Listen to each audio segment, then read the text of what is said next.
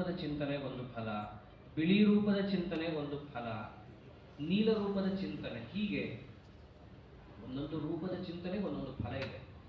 ಇದರ ವಿಸ್ತಾರವಾದ ವರ್ಣನೆ ಎಲ್ಲಿ ಬರುತ್ತೆ ಅಂತಂದರೆ, ವಸುದೇವ ಕೃಷ್ಣ ಪರಮಾತ್ಮ ಯಾವಾಗ ದರ್ಶನವನ್ನು ಕೊಡ್ತಾನೋ ಕಾರಾಗಾರದಲ್ಲಿ, ಅವನು ಸ್ತೋತ್ರ ಮಾಡುತ್ತಾ, ಪರಮಾತ್ಮ ಇವಾಗ ನೀನು ಕೃಷ್ಣ ರೂಪ ತಗೊಂಡು ಬರೋದಕ್ಕಿರುವ ಫಲವನ್ನು ನಾನು ಅರಿತಿದ್ದೇನೆ ಅಂತ ಹೇಳುವ ಪ್ರಸಂಗದಲ್ಲಿ ನಾನಾ ರೂಪಗಳ ಚಿಂತನೆಯಿಂದಾಗುವ ಪ್ರಯೋಜನವನ್ನು ಅಲ್ಲಿ ತಿಳಿಸಿದ್ದಾನೆ.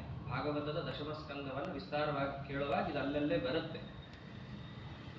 ಹಾಗೆ ಕೆಂಪು ರೂಪದ ಚಿಂತನೆಯನ್ನು ಮಾಡೋದು ಯಾವಾಗ? ಆರಂಭದಲ್ಲಿ ನಮಗೇನಾದರೂ ಕೆಲಸದ ಆರಂಭ ಸರಿಯಾಗಿ ನಿರ್ವಿಘ್ನವಾಗಿ ಆಗಬೇಕಾದರೆ, ನಮ್ಮ ಸಾಧನೆಯಲ್ಲಿ ಯಾವ ವಿಘ್ನವೂ ಬಾರದಂತೆ ಹಿಡಿದ ಕೆಲಸ ಪೂರ್ಣವಾಗಬೇಕಾದರೆ ಭಗವಂತನ ರೂಪದ ಬಣ್ಣ ಯಾವುದಾಗಿರುತ್ತದೋ ಕೆಂಪು ಬಣ್ಣದ ಚಿಂತನೆ ಆಗಿರಬೇಕು. ಅದಕ್ಕೆ ನಮ್ಮ ಸಾಧನೆಯಲ್ಲಿ ನಿತ್ಯ ಯಾವ ಬಣ್ಣದ ಚಿಂತನೆ ಇದೆ? ಒಂದು ಧ್ಯೇಯ ಸದಾ ಸವಿತೃಮಂಡಲ ಮಧ್ಯವರ್ತಿ ನಾರಾಯಣ ಸರಸಿಜಾಸನ ಸನ್ನಿವಿಷ್ಟ, ಸೂರ್ಯಮಂಡಲದಲ್ಲಿರುವ ಹಿರಣ್ಮಯ ರೂಪದ ಚಿಂತನೆ ಒಂದು, ಇನ್ನೊಂದು ಕೆಂಪು ಬಣ್ಣದ ಚಿಂತನೆ ಇನ್ನೊಂದು. ಇದು ನಿತ್ಯ ನಮ್ಮ ಅನುಷ್ಠಾನದಲ್ಲಿರುವ ರೂಪ. ಇನ್ನು ಕೃಷ್ಣ ಮಂತ್ರದ ಚಿಂತನೆಯಲ್ಲಿ ಕಪ್ಪು ಛಾಯೇದ ಹರಿನ್ಮಣಿದೇವ ಇಂದ್ರನೀಲ ಮಣಿಯ ರೂಪದ ಚಿಂತನೆ. ಒಂದೊಂದು ರೂಪಕ್ಕೆ ಒಂದೊಂದು ಫಲ ಇದೆ ಶಾಸ್ತ್ರದಲ್ಲಿ. ತಂತ್ರಸಾರದಲ್ಲಿ ಆಚಾರ್ಯರು ತಿಳಿಸ್ತಾರೆ, ಭಾಗವತದಲ್ಲೂ ಇದರ ವರ್ಣನೆ ಇದೆ. ಅದರಂತೆ ಈ ಮಧ್ವವಿಜಯದ ಒಂದು ಆರಂಭ ಏನು ಮಾಡ್ತಾ ಇದ್ದಾರೆ, ಇದು ನಿರ್ವಿಘ್ನವಾಗಿ ಪೂರ್ಣಗೊಳ್ಳಲಿ, ಹಿಡಿದ ಕೆಲಸ ಭಗವಂತನಿಗೆ ಮುಟ್ಟಲಿ ಅನ್ನೋದಕ್ಕೋಸ್ಕರವಾಗಿ ನಾರಾಯಣ ರೂಪದ ವಾಸ್ತವಿಕವಾದ ರಕ್ತವರ್ಣ ಏನಿದೆ ಅದನ್ನು ಚಿಂತನೆಯನ್ನು ಮಾಡ್ತಾ ಇದ್ದಾರೆ. ಮತ್ತು ಅವನು ಎಂಥವನು ಲಕ್ಷಣವನ್ನು ಹೇಳದೆ ಭಗವಂತನ ರೂಪವನ್ನು ತಿಳಿಲಿಕ್ಕಾಗಲ್ಲ. ಅವನ ಲಕ್ಷಣ ಯಾವುದು? ಅಖಿಲ ಕಾರಣಾಯ, ಜಗಜ್ಜನ್ಮಾದಿ ಕರ್ತೃತ್ವ ಅನ್ನೋದು ಅವನ ಲಕ್ಷಣ. ಎಲ್ಲದಕ್ಕೂ ಕಾರಣನಾದಂತಹ ವ್ಯಕ್ತಿ ಪ್ರಕೃತ ಗ್ರಂಥಕ್ಕೆ ಸಂಬಂಧಿ ಹೇಗಾದಾನು ಅದಕ್ಕೆ ಹೇಳಿದ್ರು ಶ್ರೀ ಪ್ರಾಣನಾಥಾಯ. ಶ್ರೀ ಲಕ್ಷ್ಮೀದೇವಿ, ಪ್ರಾಣ ಅಂದ್ರೆ ಮುಖ್ಯ ಪ್ರಾಣದೇವರು, ಇವರಿಗೂ ಕೂಡ ನಾಥ ಅಂದ್ರೆ ಒಡೆಯ ಈತನೇ. ಲಕ್ಷ್ಮೀದೇವಿ ಮತ್ತು ಮುಖ್ಯ ಪ್ರಾಣದೇವರು ಇವರಿಬ್ಬರಿಗೂ ಕೂಡ ಒಡೆಯನಾದಂತಹ ನಾರಾಯಣನಿಗೆ ನಮಸ್ಕಾರ ಮಾಡುತ್ತೇವೆ. ಮೇಲ್ನೋಟಕ್ಕೆ ಸಾಮಾನ್ಯವಾಗಿ ಈ ಶ್ಲೋಕ ಕಂಡರೂ ಕೂಡ ಇದರ ಅಭಿಪ್ರಾಯ ಬಹಳ ದೊಡ್ಡದಿದೆ ಅಂತ ಎಲ್ಲ ವ್ಯಾಖ್ಯಾನಕಾರರು ತಿಳಿಸಿದ್ದಾರೆ. ಸಾಮಾನ್ಯವಾಗಿ ಗ್ರಂಥದ ಆರಂಭವನ್ನು ಶ್ರೀಕಾರದಿಂದ ಮಾಡೋದು ವಾಡಿಕೆ. ಶ್ರೇಯಃಪ್ರತ್ಯಯ ನಿತ್ಯ ಅಥವಾ ಬೇರೆ ಮಹಾಕಾವ್ಯಗಳಲ್ಲಿ ನೋಡಿದ್ರೆ ಶ್ರೇಯಃಪ್ರತಿ ಶ್ರೀಮತಿ ಶಾಸಕಂ ಜಗತ್ ಅಂತ ದೊಡ್ಡ ದೊಡ್ಡ ಕಾವ್ಯಗಳಲ್ಲಿಯೂ ಶ್ರೀಕಾರದಿಂದ ಆರಂಭ ಮಾಡಿದ್ರೆ ಒಂದು ಸಂಪತ್ ಕಾವ್ಯ ಅಂತ. ಆದರೆ ಇಲ್ಲಿ ವಿಶೇಷವಾಗಿ ಪಂಡಿತಾಚಾರ್ಯರು ಕಕಾರದಿಂದ ಆರಂಭ ಮಾಡ್ತಾರೆ. ಕಾಂತಾಯ, ಕಾಂತ ಅಂದ್ರೂ ಮನೋಹರವಾದದ್ದು ಅಂತ ಒಂದರ್ಥ. ಕ ಅನ್ನೋದೇನೆ ಒಂದು ವಿಲಕ್ಷಣವಾದ ವಿಶಿಷ್ಟವಾದ ಅಕ್ಷರ. ಸ್ವರಾಕ್ಷರ ಮುಗಿದು ವ್ಯಂಜನಾಕ್ಷರ ಶುರುವಾಗೋದು ಕಕಾರದಿಂದ. ಕ ಅನ್ನೋದು ಸುಖ ಅನ್ನೋ ಅರ್ಥವನ್ನು ತಿಳಿಸುತ್ತೆ. ಮತ್ತು ಈ ಮಧ್ವವಿಜಯವನ್ನು ಆನಂದಾಂಕ ಅಂತ ಕೂಡ ಕರೆದಿದ್ದಾರೆ. ಆನಂದವನ್ನು ತಂದುಕೊಡುವಂತಹ ಕಾವ್ಯ, ಆನಂದ ತೀರ್ಥರ ಚರಿತ್ರೆಯನ್ನು ವರ್ಣನ ಮಾಡುವ ಕಾವ್ಯ. ಆದ್ದರಿಂದ ಈ ಕಾವ್ಯದಿಂದ ನಿಮಗೆ ಸಿಗುವಂತಹ ಫಲ ಕ ಅಂದರೆ ಆನಂದ. ಆನಂದ ಎರಡು ಥರ, ಒಂದು ಐಹಿಕ ಆನಂದ, ಇನ್ನೊಂದು ಪಾರತ್ರಿಕ ಆನಂದ.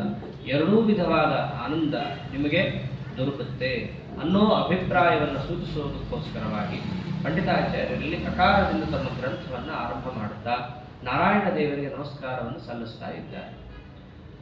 ತರುವಾಯ ಆಚಾರ್ಯರಿಂದ ಪ್ರತಿಷ್ಠಾಪಿಸಲ್ಪಟ್ಟ, ಆಚಾರ್ಯರಿಗೆ ಅನುಗ್ರಹ ಮಾಡಿದ ಅಥವಾ ಆಚಾರ್ಯರು ಜಗತ್ತಿಗೆ ಬಂದು ಮತ್ತಷ್ಟು ಅನುಗ್ರಹ ಮಾಡಲಿ ಎಂದು ಪ್ರೇರಣೆ ಮಾಡಿದಂತಹ ವಾಸಿಷ್ಠ ಕೃಷ್ಣ, ಆ ಕೃಷ್ಣ ರೂಪ ಮತ್ತು ವಾಸಿಷ್ಠ ಕೃಷ್ಣ ರೂಪ ಎರಡನ್ನೂ ಕೂಡ ಒಂದೇ ಶ್ಲೋಕದಲ್ಲಿ ಪಂಡಿತಾಚಾರ್ಯರು ತಿಳಿಸಿಕೊಡ್ತಾರೆ. ಅದೇನೇ ಅನಾಕುಲಂ ಗೋಕುಲಂ ಉಲ್ಲಲಾಸ ಯತ್ಪಾಲಿತಂ ನಿತ್ಯಮನಾ ವಿಲಾತ್ಮ ತಸ್ಮೈ ನಮೋ ನೀರದ ನೀಲಭಾಸೆ ಕೃಷ್ಣಾಯ ಕೃಷ್ಣಾರಮಣ ಪ್ರಿಯಾಯ. ಕೃಷ್ಣಾರಮಣ ಪ್ರಿಯಾಯ, ಕೃಷ್ಣ ಅಂತ ದ್ರೌಪದಿ ದೇವಿ, ಅವರಿಗೆ ರಮಣ ಅಂತಂದ್ರೆ ಒಡೆಯನಾದಂತಹ ಭೀಮಸೇನ ದೇವರು. ಅವರಿಗೆ ಪ್ರಿಯನು ಯಾರು? ಕೃಷ್ಣ ಮತ್ತು ವೇದವ್ಯಾಸ ಇಬ್ಬರೂ ಭೀಮಸೇನ ದೇವರಿಗೆ ಅತ್ಯಂತ ಪ್ರಿಯರು. ಏನು ಮಾಡಿದ್ದಾನ ಆ ರೂಪದಿಂದ? ಯಾವ ವೇದಗಳ ಸಮೂಹ ಪರಮಾತ್ಮ ಬರೋದಕ್ಕೂ ಮುಂಚೆ ವಿಫಲಗೊಂಡಿತ್ತೋ, ಅಪಾರ್ಥಗೊಂಡಿತ್ತೋ, ವಿರೂಪಗೊಂಡಿತ್ತೋ, ಅದೆಲ್ಲವನ್ನೂ ಕೂಡ ತಾನು ಸರಿ ಮಾಡಿದ. ದೇವರು ಬಂದ ಮೇಲೆ ಆ ವೇದಾಭಿಮಾನಿ ದೇವತೆಗಳೆಲ್ಲರೂ ಕುಣಿದಾಡ್ಲಿಕ್ಕೆ ಶುರು ಮಾಡಿದ್ರು. ನಮ್ಮನ್ನು ರಕ್ಷಣೆ ಮಾಡ್ಲಿಕ್ಕೆ ಒಬ್ಬ ಬಂದ ಅಂತ ಹೇಳಿ. ಇದು ವೇದಗಳ ಕಥೆ. ಆದರೆ ಗೋವುಗಳ ಕಥೆಯೂ ಅದೇ ಆಗಿತ್ತು. ಅಜಗಳಂತಿದ್ದ ಕರುಗಳು ಗಜಗಳಂತೆ ಮೆರೆದವು ಅಂತ. ಹಾಗೆ ಕೃಷ್ಣ ಪರಮಾತ್ಮ ಹಸುಗಳನ್ನು ಕಾದಿದ್ದು. ಇದನ್ನ ಆಚಾರ್ಯರು ಯಮಕ ಭಾರತದಲ್ಲಿ ಇನ್ನೂ ಚೆನ್ನಾಗಿ ಹೇಳ್ತಾರೆ. ಬವೃಧೇ ಗೋಕುಲ ಮಥ್ಯಾತ್ ಯೋ ದೇವೋ ವಿಶ್ವಮದ್ಭುತಾಕುಲ ಮಥ್ಯಾತ್. ಬವೃಧೇ ಗೋಕುಲಂ, ಗೋಕುಲವು ಬೆಳೆಯಿತು ಅಂತ ಆಚಾರ್ಯರು ಹೇಳ್ತಾರೆ. ಒಬ್ಬರ ಮನೆಯಲ್ಲಿ ಒಂದಿದ್ದ ಹಸು 10 ಆಯಿತು, 10 ಇದ್ದದ್ದು 100, 100 ಇದ್ದದ್ದು 1000, 1000 ಇದ್ದದ್ದು 10,000. ಹೀಗೆ ಆ ಗೋವುಗಳ ಸಮೂಹವನ್ನು ಕೃಷ್ಣ ಪರಮಾತ್ಮನ ಸನ್ನಿಧಾನ ಮಾತ್ರದಿಂದ ವೃದ್ಧಿಯಾದದ್ದನ್ನ ಭಾಗವತ, ಮಹಾಭಾರತ ಮುಂತಾದವುಗಳದ್ದೇನಿದೆ ಅದನ್ನು ಪಂಡಿತಾಚಾರ್ಯರು ಸಂಗ್ರಹ ಮಾಡುತ್ತಾರೆ. ಉಲ್ಲಲಾಸ, ಚೆನ್ನಾಗಿ ಶೋಭಿಸಿದವು. ಸಂಖ್ಯಾದಿಂದ, ಗುಣದಿಂದ, ಶಕ್ತಿ, ಪೌಷ್ಟಿಕತೆ ಮುಂತಾದವುಗಳಿಂದಲೂ ಕೂಡ ಅನಾಕುಲಂ, ಯಾವ ಭಯವೂ ಇಲ್ಲದೆ ಎಲ್ಲ ಗೋವುಗಳ ಸಮೂಹವೂ ಕೂಡ ಪರಮಾತ್ಮನನ್ನು ಆಶ್ರಯಿಸಿ ಶೋಭಿಸಿದವು. ಹೀಗೆ ಎಲ್ಲ ಗೋವುಗಳಿಗೆ ಆಶ್ರಯ ಕೊಟ್ಟಂತಹ ಕೃಷ್ಣ ಪರಮಾತ್ಮ. ಅದರಂತೆ ಗೋ ಅಂತಂದ್ರೆ ವೇದಗಳು, ಅವುಗಳ ಸಮೂಹಕ್ಕೂ ಕೂಡ ಯಾವ ಭಯವೂ ಬಾರದಂತೆ ಅದನ್ನ ರಕ್ಷಣೆ ಮಾಡಿದಂತಹ ಯಾದವ ಕೃಷ್ಣ, ವಾಸಿಷ್ಠ ಕೃಷ್ಣ, ಈ 2 ರೂಪಗಳೇನಿದ್ದಾವೆ ಇದು ವಿಶೇಷವಾಗಿ ಸ್ತುತ್ಯವಾದ ರೂಪ. ಆಚಾರ್ಯರು ತಂತ್ರಸಾರ ಸಂಗ್ರಹದಲ್ಲಿ ವಿಶೇಷವಾಗಿ ಹೇಳ್ತಾರೆ ಈ ಮಾತನ್ನು. ವಾಸಿಷ್ಠ ವೃಷ್ಣಿಪ್ರವರ ಮಂತ್ರಗಳೇನಿದ್ದಾವೆ, ಮಂತ್ರಾಸ್ತತ್ರಾಪಿ ವೀರ್ಯದಾಹ ಸಿದ್ಧಿದಾಹ. ತಂತ್ರಸಾರ ಸಂಗ್ರಹದಲ್ಲಿ ಎಷ್ಟೋ ಮಂತ್ರಗಳನ್ನು ಹೇಳಿದ್ದಾರೆ ಆಚಾರ್ಯರು. ಆ ಎಷ್ಟೋ ಮಂತ್ರಗಳಲ್ಲಿ ಶ್ರೀಕರ ನಾರಾಯಣ ಇದೆ, ಭೂವರಾಹ ಇದೆ, ಎಷ್ಟೋ ಇದೆ. ಆ ಎಲ್ಲಾ ಮಂತ್ರಗಳು ಕೂಡ ಆಚಾರ್ಯರು ಸಿದ್ಧಿಪ್ರದ ಅಂತಾನೆ ಹೇಳಿದ್ದಾರೆ. ಆದರೆ ವಿಶೇಷವಾಗಿ ಕಲಿಯುಗದಲ್ಲಿ ಈ 2 ಮಂತ್ರಗಳು, ಯಾವುದು ಕೃಷ್ಣ ಮಂತ್ರ, ಇನ್ನೊಂದು ವ್ಯಾಸ ಮಂತ್ರ, ಈ 2 ಮಂತ್ರಗಳು ಇನ್ನಷ್ಟು ಸಿದ್ಧಿಯನ್ನು ಕೊಡುವಂತಹದ್ದು. ಮಂತ್ರಾಸ್ತತ್ರಾಪಿ ವೀರ್ಯದ, ಅಷ್ಟು ಶಕ್ತಿಪ್ರದವಾದ ಮಂತ್ರ. ಅದಕ್ಕೆ ಕಲಿಯುಗದಲ್ಲಿ ವಿಶೇಷವಾಗಿ 2 ರೂಪಕ್ಕೆ ಪ್ರಾಧಾನ್ಯ. ಅದರಲ್ಲೂ ಒಂದು ರೂಪಕ್ಕೆ, ಕೃಷ್ಣ ರೂಪಕ್ಕೆ ಕಲವು ಕೃಷ್ಣ ಪ್ರಶಸ್ಯತೆ ಅಂತ ಭಾಗವತದಲ್ಲೇ ಇದೆ. ಅದರಂತೆ ಆ ಕೃಷ್ಣ ರೂಪದ ಜ್ಞಾನ ನಮಗೆ ಆಗಬೇಕಂದ್ರೆ ಆ ಕೃಷ್ಣ ರೂಪದ ವರ್ಣನೆಯಿಂದ ಜಗತ್ತಿಗೆ ಕೊಟ್ಟ ಮಹಾನುಭಾವ ವೇದವ್ಯಾಸ ದೇವರು. ಅವನ ಚಿಂತನೆಯೂ ಕೂಡ ಅಷ್ಟೇ ಮಹತ್ವ ಕಲಿಯುಗದಲ್ಲಿ. ಅದಕ್ಕೆ ಆ 2 ರೂಪವನ್ನು ವಿಶೇಷವಾಗಿ ಪಂಡಿತಾಚಾರ್ಯರು ಇಲ್ಲಿ ಕೊಂಡಾಡಿ ತೋರಿಸಿದ್ದಾರೆ. ಅದರಂತೆ ಆಚಾರ್ಯರನ್ನು ವರ್ಣನೆ ಮಾಡುತ್ತಾರೆ. ಪಂಡಿತಾಚಾರ್ಯರಂತೂ ಆಚಾರ್ಯರನ್ನು ನೇರವಾಗಿ ನಮಸ್ಕಾರ ಮಾಡೋಕ್ಕೆ ಹೋಗಲ್ಲ, ಅದೊಂದು ವಿಶೇಷ. ನಮಗೆ ಆಚಾರ್ಯರೇ ಬಂದು ಕೊಡಬೇಕಾಗಿಲ್ಲ. ಒಂದು ಮಾತಂತಾರೆ, ನಮಗೆ ಬೆಳಕು ಬೇಕು ಅಂತ ಹೇಳಿ ಸೂರ್ಯನ್ನೇ ತಂದು ನಮ್ಮ ಮನೇಲಿ ಇಟ್ಕೋಬೇಕಾಗಿಲ್ಲ. ಸೂರ್ಯ ಇದ್ದಲ್ಲಿದ್ದರೆ ಸಾಕು, ಅವನ ಕಿರಣ ಬಂದರೆ ನಮಗೆ ಸಾಕು, ನಮಗೆ ಬೆಳಕು ಬಂದ್ಬಿಡುತ್ತೆ. ಸೂರ್ಯನೇ ಬೇಕಪ್ಪ ನಮ್ಮ ಮನೆಯಲ್ಲಿ ಅಂತಂದ್ರೆ ಅಷ್ಟೆಲ್ಲ ಬೇಕಾಗಿಲ್ಲ. ಹಾಗೆ ನಮ್ಮ ಮನಸ್ಸಿನ ಕತ್ತಲೆ ಪರಿಹಾರ ಆಗಬೇಕು ಅಂದ್ರೆ ಮಧ್ವಾಚಾರ್ಯರೇ ಬರ್ಬೇಕಂತಿಲ್ಲ. ಅವರ ಚರಿತ್ರೆಯನ್ನು ನಮ್ಮ ಮನಸ್ಸಲ್ಲಿ ತಗೊಂಡ್ರು ಸಾಕು, ನಮ್ಮ ಅಜ್ಞಾನ ಕಳೆದು ಹೋಗುತ್ತೆ. ಅದಕ್ಕೆ ಪಂಡಿತಾಚಾರ್ಯರು ಏನನ್ನ ಸ್ತೋತ್ರ ಮಾಡಿದ್ದು? ದಿಶ್ಯಾದೃಶಂನೋ ವಿಶದಾಂ ಜಯಂತಿ ಮಧ್ವಸ್ಯ ಕೀರ್ತಿ ದಿನನಾಥ ದೀಪ್ತಿಂ. ಮಧ್ವಸ್ಯ ಕೀರ್ತಿ, ಮಧ್ವರಾಯರ ಕೀರ್ತಿಯೇ ಸಾಕು. ಏನ್ ಮಾಡುತ್ತೆ? ಹೌದು, ಅಪಿತೃಲೋಕ್ಯ ಬಹಿರುಲ್ಲಸಂತಿ ತಮೋಹರಂತಿ ಮುಹುರಾಂತರಂಚ. ಸೂರ್ಯನ ಬೆಳಕಿಗೂ ಆಚಾರ್ಯರ ಬೆಳಕಿಗೂ ಒಂಚೂರು ಹೋಲಿಕೆ ಮಾಡಿ ನೋಡೋಣ. ಸೂರ್ಯನ ಬೆಳಕು ಬರೀ 3 ಲೋಕದ ಒಳಗೆ ಮಾತ್ರ. ಅದರ ಆಚಾರ್ಯರ ಕೀರ್ತಿ 3 ಲೋಕವನ್ನ ಮೀರಿ ಎಲ್ಲಾ ಲೋಕಕ್ಕೂ ಹರಡಿರುವಂತಹದ್ದು. ಮತ್ತೆ ಸೂರ್ಯನ ಬೆಳಕು ಹೊರಗಿನ ಕತ್ತಲೆ ಮಾತ್ರ ಪರಿಹಾರ ಮಾಡುತ್ತೆ. ಒಳಗೆ ಬಂದು ಅಜ್ಞಾನ ಪರಿಹಾರ ಮಾಡೋದ್ರೆ ಸೂರ್ಯನ ಬೆಳಕಿಗೆ ಆಗಲ್ಲ. ಅದರ ಆಚಾರ್ಯರ ಕೀರ್ತಿ ನಮ್ಮ ಒಳಗಿನ ಅಜ್ಞಾನವನ್ನು ಪರಿಹಾರ ಮಾಡುತ್ತೆ. ಆದ್ದರಿಂದ ನಾವು ಆಚಾರ್ಯರನ್ನ ಕೇಳೋದಿಷ್ಟೇ, ಆಚಾರ್ಯರೇ ನಿಮ್ಮ ಕೀರ್ತಿಯನ್ನು ನಮ್ಮ ಮನಸ್ಸಲ್ಲಿ ಇದು ಬಿಡ್ಲಿ. ಅಷ್ಟಿದ್ರೆ ಏನು ಪ್ರಯೋಜನ? ದಿಶ್ಯಾದ್ ದೃಶಂ ನಹ. ನಮಗೆ ಒಳ್ಳೆ ತತ್ವಜ್ಞಾನ ಆಗಬೇಕು ಅಂತಂದ್ರೆ ನಮ್ಮ ಮನಸ್ಸಿನಲ್ಲಿ ಇರಬೇಕಾದದ್ದೇನು? ಆಚಾರ್ಯರ ಕೀರ್ತಿಯ ಅನುಸಂಧಾನ. ನಿತ್ಯ ನಾವು ಆಚಾರ್ಯರ ಚರಿತ್ರೆಯನ್ನು ಮನಸ್ಸಿನಲ್ಲಿಟ್ಟುಕೊಂಡಾಗ ಮಾತ್ರ ನಮಗೆ ಒಳ್ಳೆ ತತ್ವಜ್ಞಾನ ಸಿಗೋದು. ಆಚಾರ್ಯರ ಚರಿತ್ರೆ ನಿತ್ಯ ಹೇಳಲಿ ಕೇಳಲಿ ಅಂತಲೇ ನಮಗೆ ಮಧ್ವಿಜಯವನ್ನು ಮಾಡಿಕೊಟ್ಟಿತ್ತು, ವಾಯುಸ್ತುತಿಯನ್ನು ಮಾಡಿಕೊಟ್ಟಿದ್ದು. ಅದನ್ನು ಹೇಳಿದಾಗ ನಮ್ಮ ಮನಃಶುದ್ಧಿ. ಮುಂದೆ ಪಂಡಿತಾಚಾರ್ಯರೇ ಹೇಳ್ತಾರೆ ಯಾಕೆ ನಾವು ಮಧ್ವಿಜಯವನ್ನು ಬರದೆ ಅಂತ ಹೇಳಿ. ಬರುತ್ತೀನಿ ಮುಂದೆ, ಅದೇ ಬರುತ್ತೆ. ಈ ಮಧ್ವಿಜಯವನ್ನು ಹೇಳುವಾಗ ಇದೇ ಒಂದು ಬಹಳ ಮುಖ್ಯವಾದ ಅಂಶ. ಆಚಾರ್ಯರ ಚರಿತ್ರೆಯ ಅನುಸಂಧಾನ ನಮಗಿರಬೇಕು ಅಂತ ಹೇಳಿ. ಇನ್ನು ಈಗ ಕೇಳಿದಂತೆ ಆಚಾರ್ಯರ ಚರಿತ್ರೆಯನ್ನು ಹೇಳಲಿಕ್ಕೆ ಹೊರಟಂತಹ ಈ ಗ್ರಂಥದ ಹೆಸರೇನು ಅಂತ ಒಂದು ಜಿಜ್ಞಾಸೆ. ಸುಮಧ್ವ ವಿಜಯ ಅಂತ ಹೆಸರ, ಮಧ್ವ ವಿಜಯ ಅಂತ ಹೆಸರ, ಅಥವಾ ಶ್ರೀಮಧ್ವ ವಿಜಯ ಅಂತ ಹೆಸರ? ಐತಿಹಾಸಿಕವಾಗಿ ಹಳೆ ಜ್ಞಾನಿಗಳು ಯಾವ ರೀತಿಯಾಗಿ ಗ್ರಥನ ಮಾಡಿದ್ದಾರೆ, ದಾಖಲು ಮಾಡಿದ್ದಾರೆ ಅಂತ ನೋಡೋದಾದರೆ ಮಧ್ವ ವಿಜಯ ಅಂತಲೇ ದಾಖಲೆ ಇರೋದು.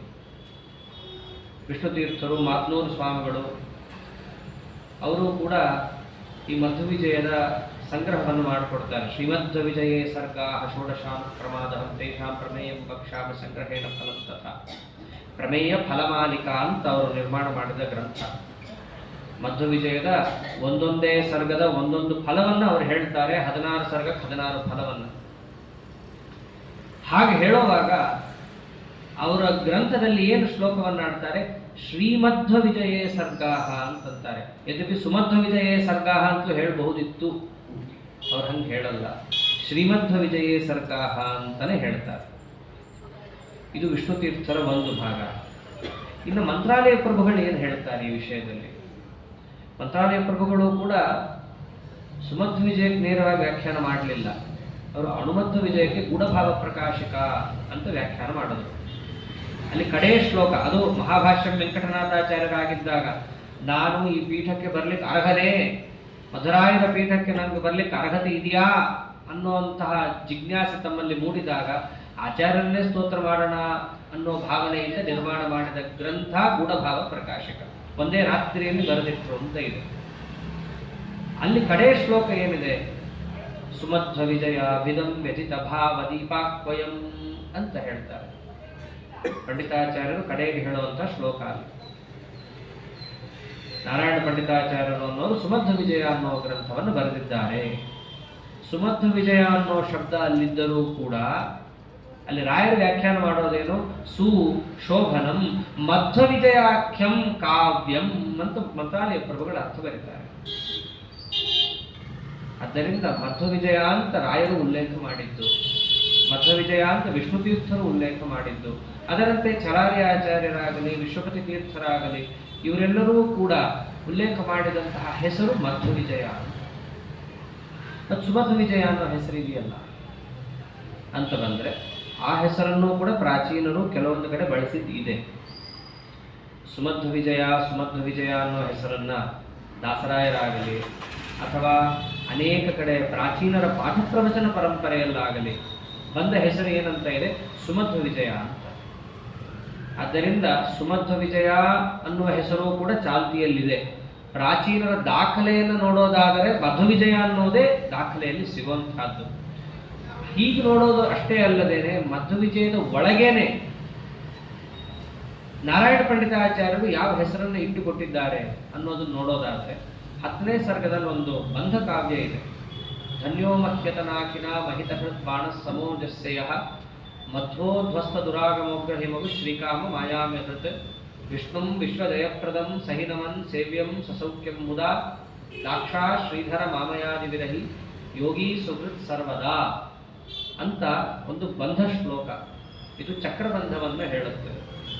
ಈ ಚಕ್ರಬಂಧದ ಮಹತ್ವ ಏನು ಅಂತಂದ್ರೆ, ಈ ಶ್ಲೋಕ ಚಕ್ರದ ಆಕಾರದಲ್ಲಿ ನಿರ್ಮಾಣ ಮಾಡಬಹುದು. ಆ ಶ್ಲೋಕದಲ್ಲಿ ಈ ಗ್ರಂಥದ ಹೆಸರೇನು, ಈ ಗ್ರಂಥವನ್ನು ಬರೆದವ ಯಾರು, ಇವೆರಡನ್ನೂ ಕೂಡ ನಿರ್ದೇಶನ ಮಾಡಿರ್ತಾರೆ. ಒಂದು ಅಕ್ಷರಗಳ ಜೋಡಣೆಯಿಂದ ಅದು ಗೊತ್ತಾಗುತ್ತೆ. ಅಲ್ಲಿ ಏನಿದೆ? ಮಧ್ವ ವಿಜಯ ಕಾವ್ಯಂ ಅಂತಿದೆ. ಮಧ್ವ ವಿಜಯಕಂ ಅಂತ ಪಂಡಿತಾಚಾರ್ಯರು ಉಲ್ಲೇಖ ಮಾಡ್ತಾರೆ. ಬರೆದವರು ನಾರಾಯಣ ಕೃತಂ ಅಂತ ಹೀಗೆ ಬರುತ್ತಲ್ಲಿ. ಅಂದರೆ ಮಧ್ವ ವಿಜಯ ಅಥವಾ ಸುಮಧ್ವ ವಿಜಯ ಏನೇ ನಾವು ಕರೆದರೂ ಕೂಡ ಆ ಗ್ರಂಥದ ಒಳಗೆ ಯಾವ ಹೆಸರಿದೆ ಅಂತ ನಾವು ಗಮನಿಸಿದಾಗ ಅಲ್ಲಿ ಸು ಅನ್ನೋದನ್ನ ಸೇರಿಸದೆ ಮಧ್ವ ಅನ್ನುವ ಹೆಸರಿಂದ ಕಾವ್ಯದ ನಾಮಧೇಯವನ್ನ ಪಂಡಿತಾಚಾರ್ಯರು ಕೂಡ ಗ್ರಥನ ಮಾಡಿ ಕೊಟ್ಟಿದ್ದಾರೆ. ಹಾಗಾಗಿ ಇವೆಲ್ಲ ಆಧಾರದಿಂದ ನಾವು ನೋಡಿದಾಗ ಎರಡಕ್ಕೆ ನಾವು ಒಪ್ಪಬೇಕಾಗತ್ತೆ. ಒಂದು, ಪ್ರಾಚೀನರ ಉಲ್ಲೇಖ ಇದೆ ಮಧ್ವವಿಜಯ ಅಂತ, ಮಧ್ವವಿಜಯ ಅನ್ನುವ ಹೆಸರನ್ನು ಕರೆಯಬಹುದು, ತಪ್ಪೇ ಇಲ್ಲ.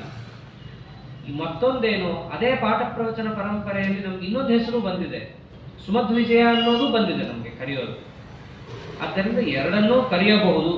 ಅದರ ಉಲ್ಲೇಖವನ್ನೇ ನಾವು ಹಿಡಿತೀವಿ ಅಂತಂದ್ರೆ ಮಧ್ವಿಜಯ ಅನ್ನೋದೇ ಅಲ್ಲಿ ಸೂಕ್ತವಾದಂತಹ ಅಂಶ ಆಗುತ್ತೆ ಅನ್ನೋದು ಇಲ್ಲಿ ಕಾಣಬಹುದಾದ.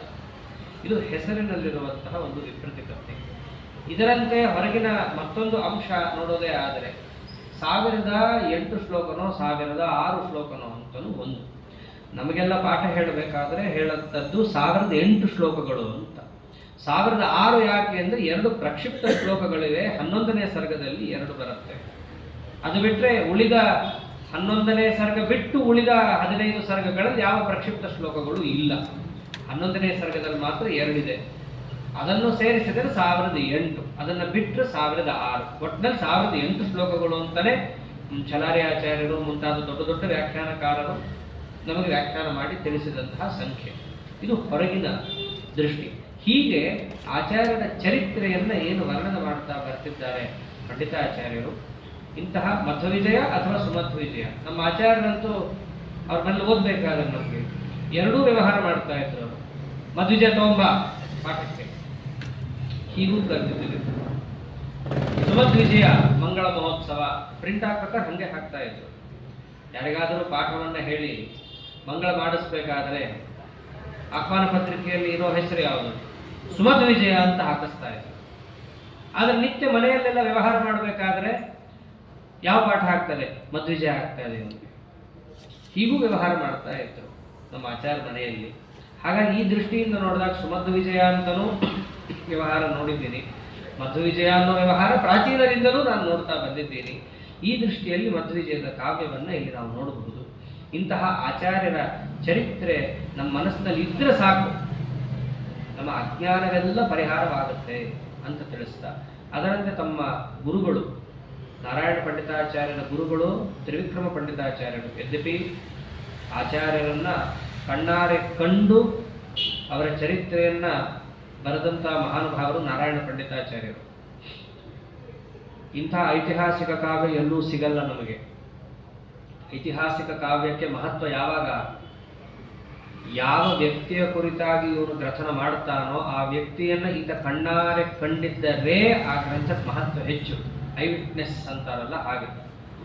ಯಾವುದೋ 500 ವರ್ಷದಿಂದ ಆದವನನ್ನು ಇವತ್ತು ಕೂತ್ಕೊಂಡು ಯಾರ್ಯಾರೋ ಹೇಳಿದ್ದನ್ನು ಕೇಳಿ ಬರೆಯುವಂತಹ ಒಂದು ಗ್ರಂಥಕ್ಕೆ ಮಹತ್ವ ಇಲ್ಲ, ಹೆಚ್ಚು ಮಹತ್ವ ಕೊಡೋಕ್ಕಾಗಲ್ಲ. ಆದರೆ ಸಮಕಾಲೀನರು ಏನನ್ನ ಗ್ರಥನ ಮಾಡುತ್ತಾರೋ ಅದಕ್ಕೆ ತುಂಬ ಮಹತ್ವ ಇದೆ. ಹಾಗಾಗಿ ಆಚಾರ್ಯರನ್ನ ನೇರವಾಗಿ ಕಂಡಂತಹ ವ್ಯಕ್ತಿಗಳು ನಾರಾಯಣ ಪಂಡಿತಾಚಾರ್ಯರು. ಆಚಾರ್ಯರಿಗಿಂತಲೂ ತುಂಬ ಸಣ್ಣವರು ವಯಸ್ಸಿನಲ್ಲಿ ಐತಿಹಾಸಿಕವಾಗಿ ನೋಡಿದರು. ಆಚಾರ್ಯರ ಜೊತೆ 15 ದಿವಸಗಳ ಕಾಲ ವಾದ ಯುದ್ಧವನ್ನು ಮಾಡಿ ಅವರಲ್ಲಿ ಸೋತು ಶಿಷ್ಯತ್ವವನ್ನು ವಹಿಸಿ ಇಡೀ ಮಧ್ವ ಸಮಾಜಕ್ಕೆ ಭಾಷ್ಯದ ಅರ್ಥವನ್ನು ತೆಕ್ಕೊಟ್ಟಂತಹ ಮಹಾನುಭಾವರು ತ್ರಿವಿಕ್ರಮ ಪಂಡಿತಾಚಾರ್ಯರಿದ್ರಲ್ಲ, ಅವರು ಆಚಾರ್ಯರ ಕಾಲದಲ್ಲಿದ್ದವರು, ಸಮಕಾಲೀನರು ಅಂತ ಹೇಳಬಹುದು. ಆದರೆ ನಾರಾಯಣ ಪಂಡಿತಾಚಾರ್ಯರು ಬಹಳ ಸಣ್ಣವರು, ಆಚಾರ್ಯರನ್ನ ಬಹಳ ಕಮ್ಮಿ ನೋಡಿದವರು, ಪಂಡಿತಾಚಾರ್ಯರ ಮಕ್ಕಳು. ಆದ್ದರಿಂದ ಪಂಡಿತಾಚಾರ್ಯರು ನೋಡಿದಷ್ಟು ನಾರಾಯಣ ಪಂಡಿತಾಚಾರ್ಯರು ನೋಡಿಲ್ಲ. ಆದ್ದರಿಂದ ಅವರು ಪಾಠವನ್ನು ಹೇಳಿಸ್ಕೊಂಡಿದ್ದು ಕೂಡ ಯಾರಲ್ಲಿ? ತ್ರಿವಿಕ್ರಮ ಪಂಡಿತಾಚಾರ್ಯರಲ್ಲಿ ಹೊರತು ಆಚಾರ್ಯರಿಂದ ಅವರಿಗೆ ಪಾಠ ಆಗಿಲ್ಲ. ಯಾಕಂದ್ರೆ ಬಹಳ ಸಣ್ಣವರು. ಹಾಗಾಗಿ ಅವರನ್ನು ಗುರುಗಳು ಅಂತ ಯಾರನ್ನು ಕರೀತಾರೆ? ತ್ರಿವಿಕ್ರಮಾರ್ಯಾನ್ನ ಪ್ರಣಮಾಮಿ ಮರ್ಯ ಅಂತ. ನಮ್ಮ ಗುರುಗಳು ಯಾರು ಅಂತಂದ್ರೆ ಅದು ತ್ರಿವಿಕ್ರಮ ಪಂಡಿತಾಚಾರ್ಯರು. ಅವರು ಸಾಮಾನ್ಯ ಅಲ್ಲ. ತಮೋನುದಾನಂದ ಮವಾಪಲೋಕ ತತ್ವಪ್ರದೀಪಾ ಕೃತಿಗೋ ಗಣೇನ ಯದಾಸ್ಯ ಶೀತಾಂಶುಭುವ ಗುರೂನ್ ಸ್ಥಾನ್ ತ್ರಿವಿಕ್ರಮಾರ್ಯಾನ್ ಪ್ರಣಮಾಮಿ ಮರ್ಯ. ನಮ್ಮ ತಂದೆ ಸಾಮಾನ್ಯರಲ್ಲ. ಆಚಾರ್ಯರ ಶ್ರೀಮದ್ ಭಾಷ್ಯದ ಅತಿ ಗಂಭೀರವಾದ ಅರ್ಥವನ್ನ ತಮ್ಮ ಗ್ರಂಥದ ಮೂಲಕ ತೆಗೆದಿಟ್ಟರು. ಅದೇನೇ ತತ್ವಪ್ರದೀಪ. ಅದು ಆಚಾರ್ಯರೇ ಹೇಳಿದ್ದಕ್ಕೆ ಬರೆದ ಗ್ರಂಥ.